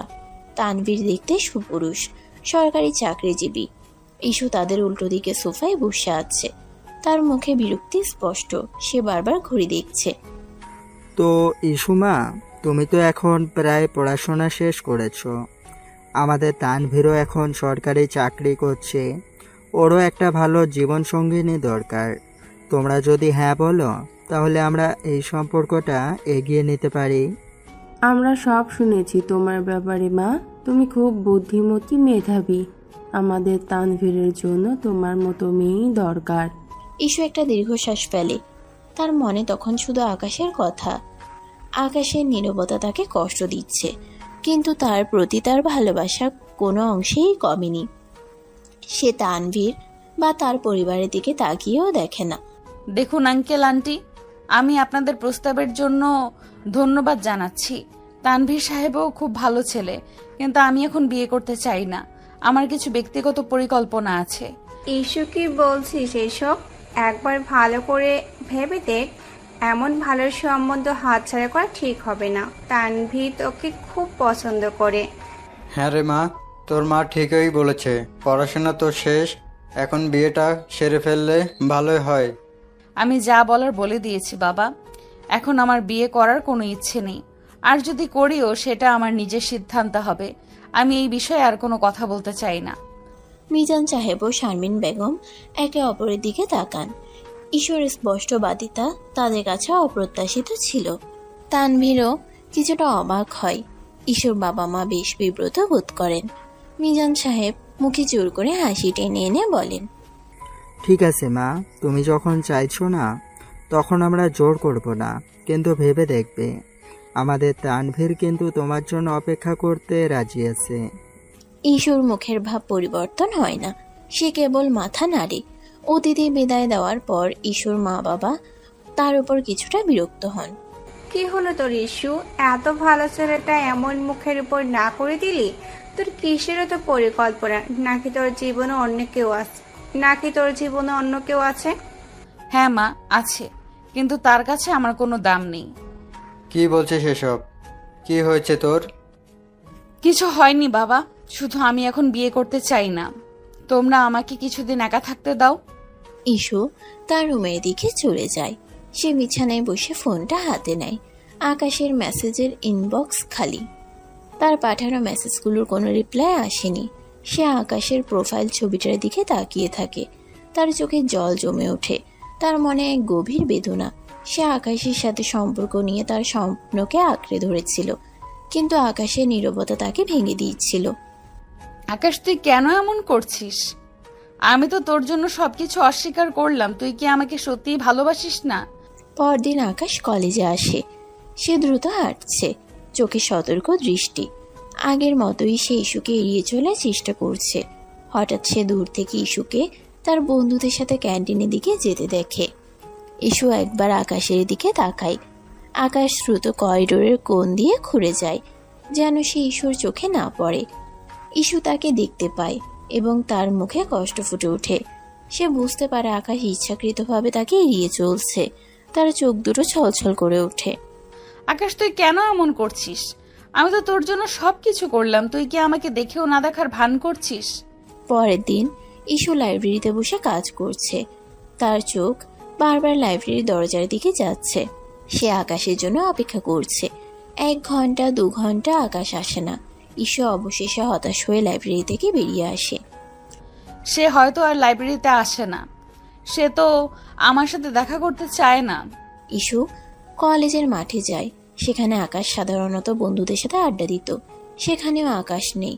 ইস্যু বন্ধুদের কাছে আকাশের খোঁজ করে। কি রে, আকাশকে দেখছিস? আজ তো তাকে ক্যাম্পাসে দেখছি না। ও তো ক্লাস শেষ হলেই চলে যায়। আজকাল কারোর সাথে বেশি মেশেও না। কি হয়েছে তোদের? তোকে তো একদম এড়িয়ে চলছে। ইস্যু কোনো উত্তর দেয় না। তানিশার কথাগুলো তার বুকে গিয়ে বাজে। আকাশ তার হোস্টেল রুমের ভেতরে আসে। আকাশ তার বিছানায় বসে আছে, হাতে ফোন। ঈশ্বর বেশ কিছু মিসড কল আর মেসেজ তার ফোনে দেখা যাচ্ছে। সে মেসেজগুলো পরে কিন্তু রিপ্লাই দেয় না। তার মুখে এক গভীর অপরাধ বোধ, কিন্তু সে নিজেকে অসহায় ভাবে। ইস্যু বারবার ফোন করছে, মেসেজ পাঠাচ্ছে, আমি জানি ও কষ্ট পাচ্ছে, কিন্তু আমি কি করব? মা বাবাকে কি করে বোঝাবো যে ইস্যু কেমন মেয়ে?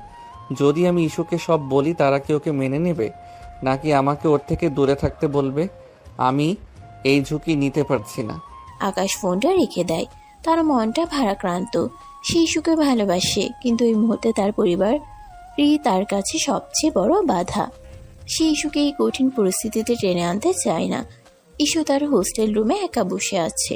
সে জানালার দিকে তাকিয়ে আছে। বাইরে বৃষ্টি পড়ছে, তার চোখে জল। সে আকাশের সাথে কাটানো মুহূর্তগুলোর কথা ভাবে। কিভাবে প্রজেক্টে তারা একসাথে কাজ করেছিল, কিভাবে তাদের মধ্যে বন্ধুত্ব হয়েছিল, আর কিভাবে ইস্যু তার মনের কথা বলতে চেয়েছিল। তাদের এত সুন্দর সম্পর্ক কেন হঠাৎ করে এমন জটিল হয়ে গেল? আকাশ, তুই কেন এমন করছিস? তুই কি সত্যি আমাকে ছেড়ে দিবি? তোর জন্য আমি এত কিছু করলাম, আমার স্বপ্ন, আমার আশা, সব কি মিথ্যা ছিল? ঈশ্বর মনে হয় আকাশ হয়তো তাকে সত্যিই ভালোবাসেনি, বা তার ভালোবাসার জোর কম ছিল। হয়তো সে কেবল একটা খেলার ছলে ইস্যুর সাথে ছিল। ইস্যু জানে না তার ভবিষ্যৎ কি। তার পরিবার তার জন্য আবার বিয়ের প্রস্তাব নিয়ে আসবে, আর সে কি আবারও প্রত্যাখ্যান করবে? আকাশের নীরবতা তাকে আরো বেশি একাকী করে তোলে। তার হৃদয়ে এক গভীর ক্ষত তৈরি হয়। তার চোখে জল, যা বৃষ্টির ফোঁটার মতো জানালার কাছ পেয়ে পড়ছে। এক বিকালে আকাশ কলেজ থেকে ফিরে সোফায় বসে ফোন দেখছে। তার মুখে বিষণ্ণতা। গত কয়েক সপ্তাহ ধরে সে ইস্যুকে এড়িয়ে চলছে, আর এই দূরত্ব তাকে ভেতরে ভেতরে কষ্ট দিচ্ছে। তার মা ফরিদা বেগম রান্নাঘরের দিকে যাচ্ছেন, আর বাবা হাসান সাহেব খবরে কাগজ পড়ছেন। ঘরের পরিবেশ শান্ত, কিন্তু আকাশের মনে ঝড় বইছে। ইস্যু, কতদিন তোর সাথে কথা হয় না, ফোনও ধরছি না। জানি তুই কষ্ট পাচ্ছিস, কিন্তু আমি নিরুপায়। মা বাবাকে কি করে বোঝাবো? হঠাৎ কলিং বেলে তীব্র শব্দ। আকাশ চমকে ওঠে। কে আসতে পারে এই সময়ে? ফরিদা বেগম রান্নাঘর থেকে বেরিয়ে ড্রয়িং রুমের দিকে যান। দরজা খুলতেই তিনি দেখেন দরজায় দাঁড়িয়ে আছে ইস্যু। তার চোখে দৃঢ়তা, মুখে কোনো ভয় নেই। তার পরনে জিন্স আর একটি সাধারণ টি শার্ট। ইস্যুকে দেখে ফরিদা বেগম অবাক হয়ে যান। তিনি ইস্যুকে এর আগে কখনো দেখেননি। কে তুমি মা? কাকে চাইছো? আমি ইস্যু, আকাশকে চাই। ও ভেতরে আছে? আকাশের নাম শুনে ফরিদা বেগম আরো অবাক হন। ইস্যু ভেতরে আসার আগে ইস্যু ধাক্কা দিয়ে ভেতরে ঢুকে পড়ে। তার পেছন পেছন আকাশও ড্রয়িং রুমে চলে আসে। ইস্যুকে তার বাড়িতে দেখে আকাশ স্তম্ভিত হয়ে যায়। তার চোখ বড় বড় হয়ে যায়। ইস্যু, তুমি এখানে কেন?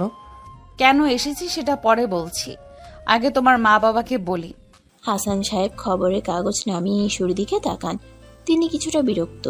ইস্যুর এমন অপ্রত্যাশিত আগমন কেউই আশা করেনি।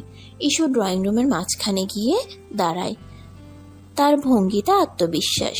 ইস্যু হাসান সাহেব ও ফরিদা বেগমের দিকে তাকিয়ে দৃঢ় কণ্ঠে বলে, আঙ্কেল আন্টি, আমি ইস্যু, আকাশের কলেজ মেট।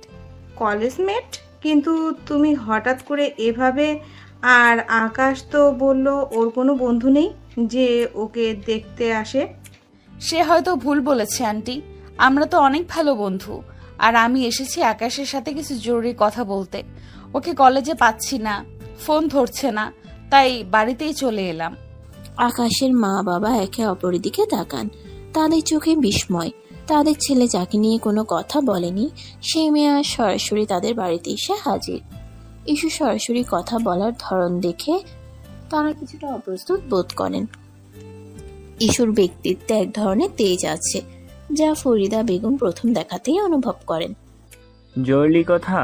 কি এমন জরুরি কথা? আর তুমি এভাবে না জানিয়ে? আঙ্কেল, এটা আমাদের ব্যক্তিগত কথা। আপনার ছেলেকে একটু একা পেলে ভালো হতো। আকাশ তার মা বাবার মুখের দিকে তাকায়, তারপর ইস্যুর দিকে। সে জানে এই পরিস্থিতি সামাল দেওয়া তার পক্ষে সম্ভব নয়। তার পুরনো ভয়টা আবার উকি দিচ্ছে। ইস্যুর এই সরাসরি আচরণ তার পরিবার কিভাবে নেবে? আকাশ, এটা কি হচ্ছে? এই মেয়েটাকে? মা, আমি। আন্টি, আকাশ হয়তো আপনাকে সব কথা খুলে বলতে ভয় পাচ্ছে, তাই আমি এসেছি। আমি চাই ওর সাথে একা কথা বলতে।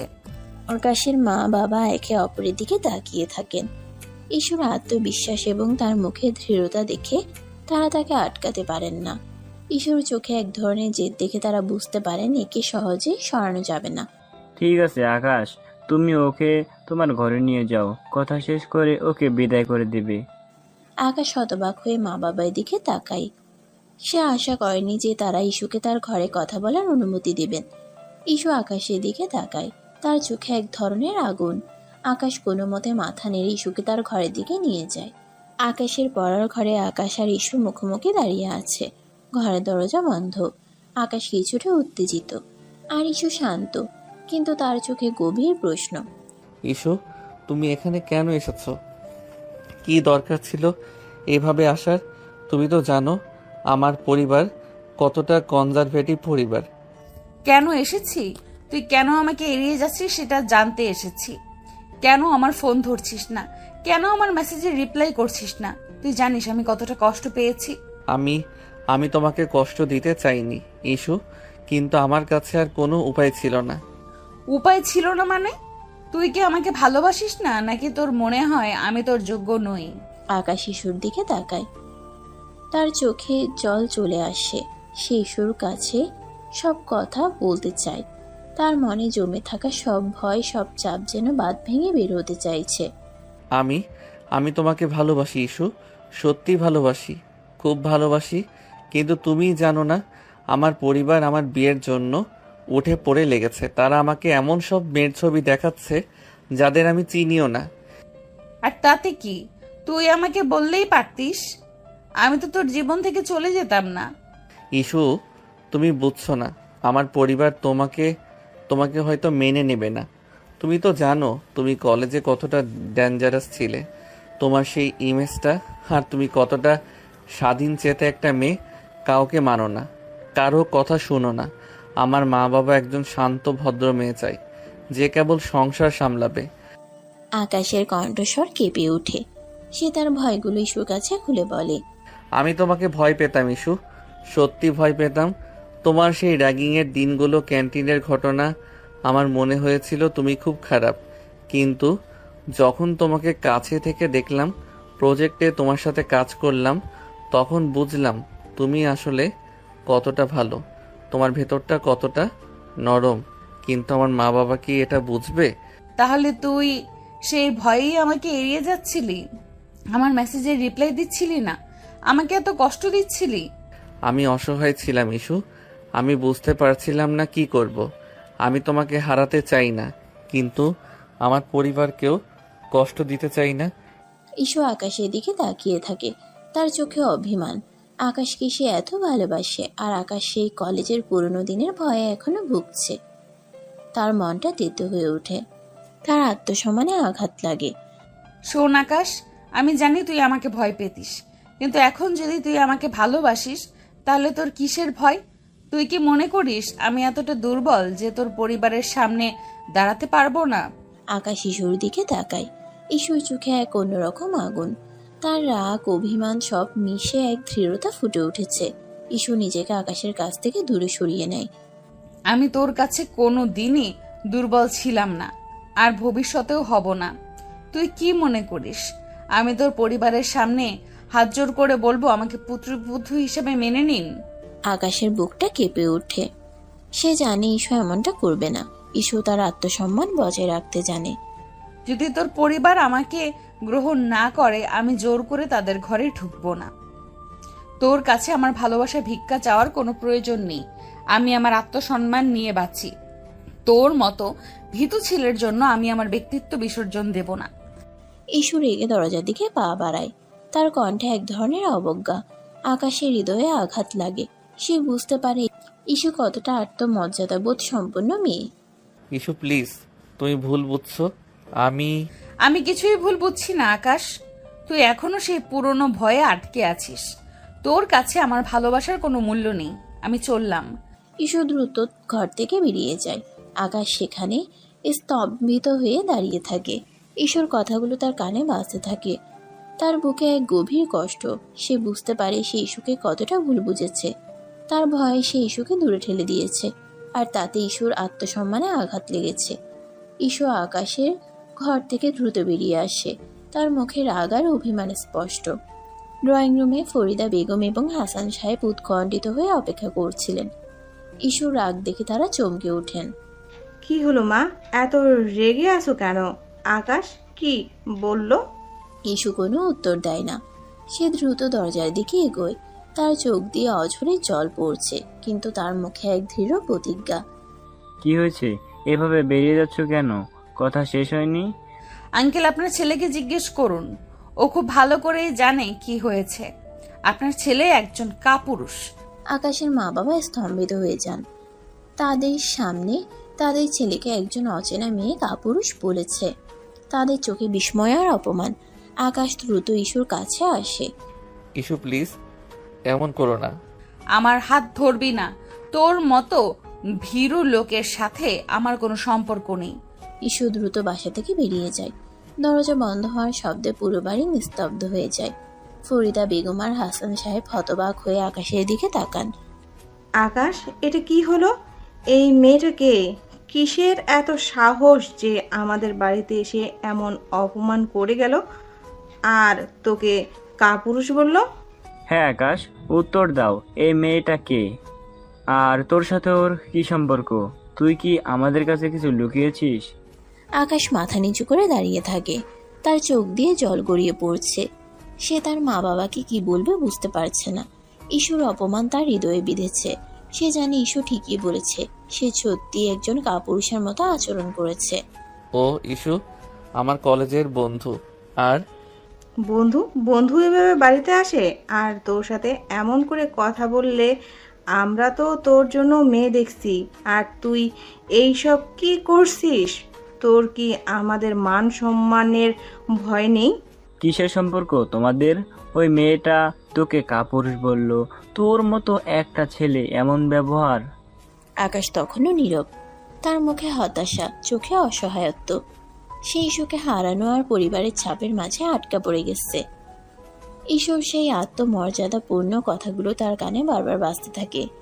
আমি তোর কাছে কোনোদিনই দুর্বল ছিলাম না, আর ভবিষ্যতেও থাকবো না। ইস্যু এই কথার মাধ্যমে নিজের আত্মসম্মান বজায় রাখে। আকাশের পরিবার ইস্যুর ব্যক্তিত্ব এবং তার সরাসরি কথা বলার ধরন দেখে অবাক হয়। তাদের মনে ইস্যু সম্পর্কে একটি ধারণা তৈরি হয়, যদিও তা প্রথমে নেতিবাচকই ছিল। ইস্যু, তুমি চলে গেলে, কিন্তু আমি কি করব? আমি জানি আমি তোমাকে হারানোর ভয়ে সব নষ্ট করে দিয়েছি। আকাশ তার মা বাবার সামনে দাঁড়িয়ে থাকে। তার মনটা ভেঙে চুরমার হয়ে গেছে।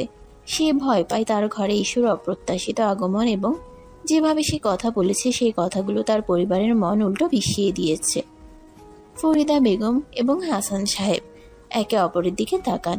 প্রথমে রেগে গেলেও আকাশের অসহায় চেহারা দেখে তাদের চোখে তখন আর রাগ নেই, বরং এক ধরনের গভীর চিন্তা দেখা যায়। ইস্যুর ব্যক্তিত্ব তাদের মনে গভীর প্রভাব ফেলেছিল। তারা বুঝতে পারেন তাদের ছেলে পছন্দের মেয়ে সাধারণ নয়, বরং অসাধারণ দৃঢ়তার অধিকারী। ইস্যুর আত্মবিশ্বাস তাদের মনে দাগ কাটে। তারা জানতে পারে তাদের ছেলে যে মেয়েকে ভালোবাসে, সে বাইরের দিক থেকে যতই ডেঞ্জারাস হোক না কেন, তার ভেতরে রয়েছে এক স্বচ্ছ আত্মমর্যাদা বোধ সম্পন্ন মন। তারা বুঝতে পারে তাদের ছেলের জন্য হয়তো এমন একজন শক্তিশালী নারীই দরকার, যে কেবল সংসারই সামলাবে না, বরং তার জীবনটাও গুছিয়ে দেবে। আকাশ ভেতরে চলে যায়। আমি যা ভাবছি তুমিও কি তাই ভাবছো আকাশের বাবা? আমি প্রথমত বিরক্ত হয়েছি, কিন্তু এক পলকে মনে হলো এই মেয়েটা আগুন, পুরাই আগুন। আকাশের মতো একটা বোকা ছেলের জন্য ওর মতো আগুন মেয়ে দরকার। দেখো না কি কাপুরুষ, আমাদের ভয়ে নিজের ভালোবাসাটাও স্বীকার করছে না। ঠিক বলছো, আমার সিদ্ধান্ত ফাইনাল। ওই মেয়ে আমার ছেলের বউ হবে। তাহলে তখন রাগলে যে?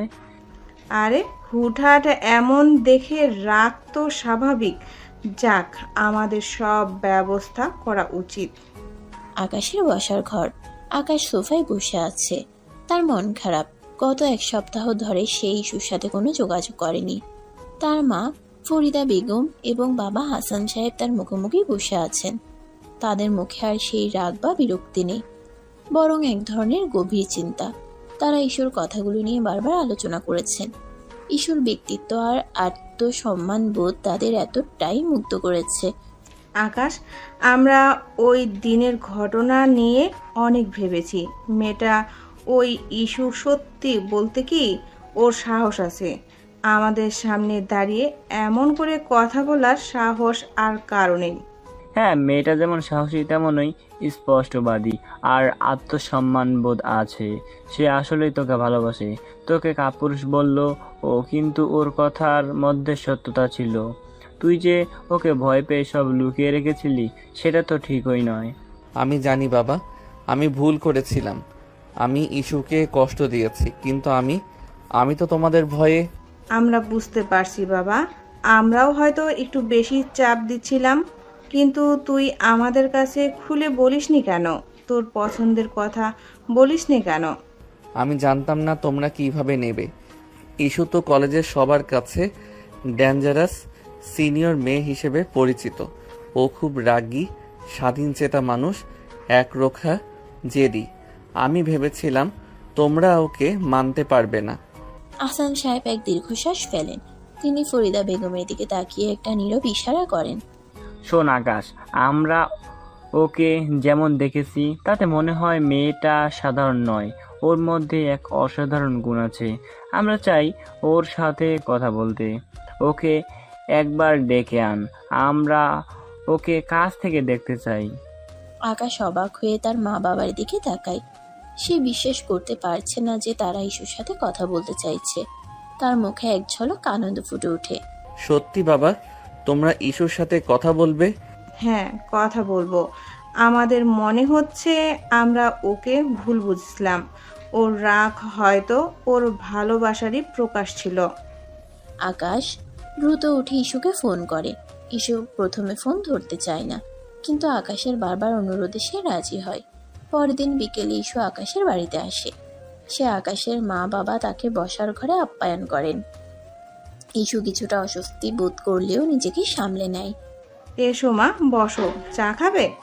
ধন্যবাদ আন্টি, চা লাগবে না। দেখো মা ইস্যু, সেদিন তুমি যা বলে গেলে আমরা সব শুনেছি। আকাশও আমাদের কাছে সব খুলে বলেছে। আমরা হয়তো ওকে বুঝতে পারিনি। আমরা ভুল ছিলাম। ইস্যুর চোখে বিস্ময়।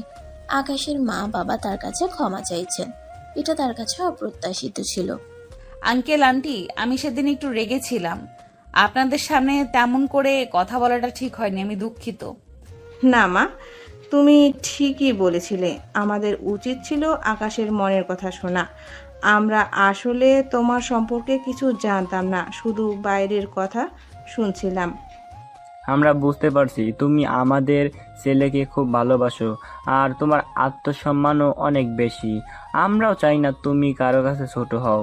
আমরা তোমার সফলতা দেখে মুগ্ধ হয়েছি। ঈশা অবাক হয়ে আকাশের মা বাবার দিকে তাকায়। তার চোখে জল এসে যায়। যে মানুষগুলোকে সে ভয় পেত, যারা তাকে হয়তো ঘৃণা করত, তারাই আজ তার প্রশংসা করছে। তার কঠোর বাইরের খোলসের আড়ালে থাকা নরম হৃদয়টা যেন গলে যায়। আঙ্কেল আন্টি, আমি শুধু আকাশের সুখ চাই। ও যেন ভালো থাকে, সেটাই আমার একমাত্র চাওয়া। আমি জানি আমি হয়তো আপনাদের মনের মতো বউ নই, একরোখা জেদি। আর আমাদের সেটাই দরকার মা।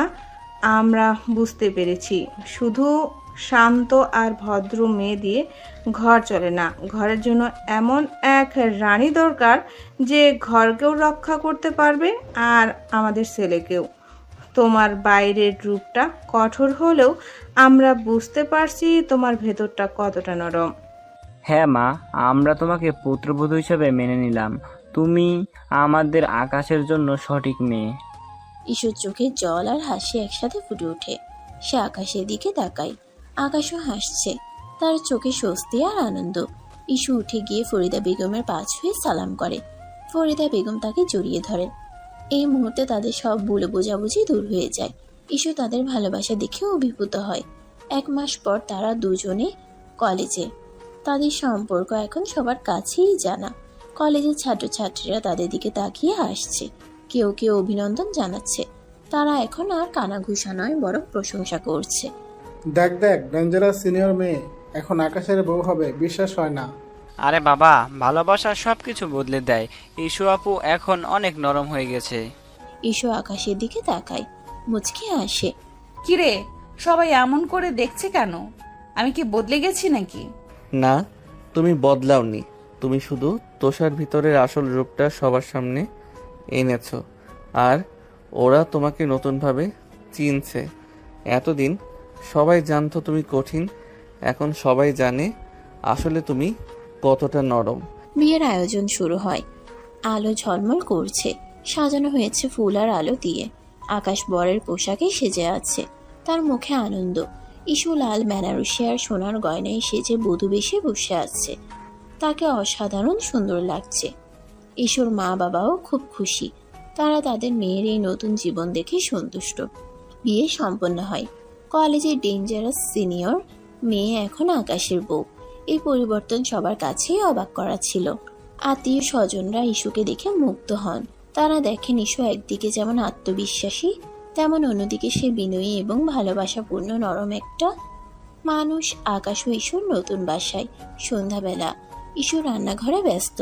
সে শ্বশুর শাশুড়ির জন্য চা তৈরি করছে, তার মুখে হাসি। সে আগের মতোই তার কাজ করছে, কিন্তু তার মধ্যে এখন এক নতুন দায়িত্ব কাঁধে এসেছে। দেখ আকাশ, মেয়েটা কত লক্ষ্মী, আমি তো ভাবতেই পারিনি। আমি যখন ছোট ছিলাম তখন আমিও ঠিক এমন ছিলাম, কিন্তু সময়ের সাথে সাথে আমি বদলে গিয়েছি। ইস্যু তার নিজের মতো করে সব মানিয়ে নিচ্ছে। হ্যাঁ, ওর মতো মেয়েকে পাওয়া সত্যি ভাগ্যের ব্যাপার। ও এদিকে যেমন তার আত্মবিশ্বাস বজায় রেখেছে, তেমনই আমাদের পরিবারের সাথেও নিজেকে মানিয়ে নিচ্ছে। ওর এই গুণটাই ওকে অন্যদের থেকে আলাদা করেছে। ইস্যু চা নিয়ে তাদের কাছে আসে। তার চোখে এক নতুন স্বপ্ন, নতুন জীবনের প্রতিচ্ছবি। সে নিজের জীবনকে নতুনভাবে সাজিয়ে তোলে। সে এখনো ইস্যু, যে তার নিজের মতামত এবং আত্মমর্যাদা নিয়ে বাঁচে, কিন্তু এখন সে আকাশের জীবন সঙ্গিনী, এক নতুন ভালোবাসার প্রতীক। ফরিদা বেগম ইস্যুর হাত ধরে, তার চোখে স্নেহ। আয় মা, আমার পাশে বস। এখন তো তুই এই ঘরের বউ, তোর এই নতুন জীবন যেন আনন্দে ভরে ওঠে। ইস্যু হাসে। আকাশ তার স্ত্রীর দিকে তাকিয়ে মুগ্ধ হয়। তার ডেঞ্জারাস সিনিয়র বউ এখন তার প্রিয়তমা জীবন সঙ্গিনী। তাদের ভালোবাসা সব বাধা পেরিয়ে এক নতুন দিগন্তের সূচনা করেছে। তাদের গল্পটা কেবল দুটি মানুষের নয়, বরং ভালোবাসার শক্তি এবং ভুল ধারণা ভাঙার গল্প। রাতে সব কাজ সেরে আকাশ ও ইস্যু বারান্দায় পাশাপাশি দাঁড়িয়ে আছে। ইস্যুর কাঁধ আকাশের দিকে সামান্য হেলে আছে, তার চোখে মুখে স্নিগ্ধতা। আকাশ এক হাতে ইস্যুর হাত ধরে রেখেছে, অন্য হাতে তার কোমরে আলতো করে জড়ানো। ভাবতেই পারিনি এত তাড়াতাড়ি জীবনটা এমন শান্ত আর সুন্দর হয়ে যাবে। ইস্যু, একটা সময় ছিল যখন তোমার নাম শুনলেই লোকে বলতো ওই ডেঞ্জারাস মেয়েটা, আর এখন এখন কি বলে আকাশ?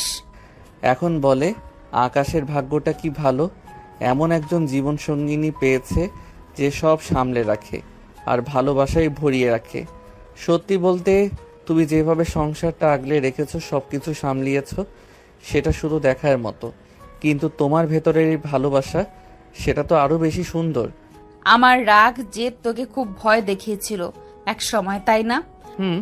কিন্তু এই ভয় মাখা মুখখানার পেছনে যে এতটা ভালোবাসা লুকিয়ে ছিল, সেটা আমি প্রথম থেকে অনুভব করতাম। আর সেই ভালোবাসাই আমাকে সাহস জুগিয়েছে তোমাকে আরো গভীরভাবে জানতে। তোমার প্রতি আমার শ্রদ্ধা আর ভালোবাসা দুটোই দিনে দিনে বেড়েছে।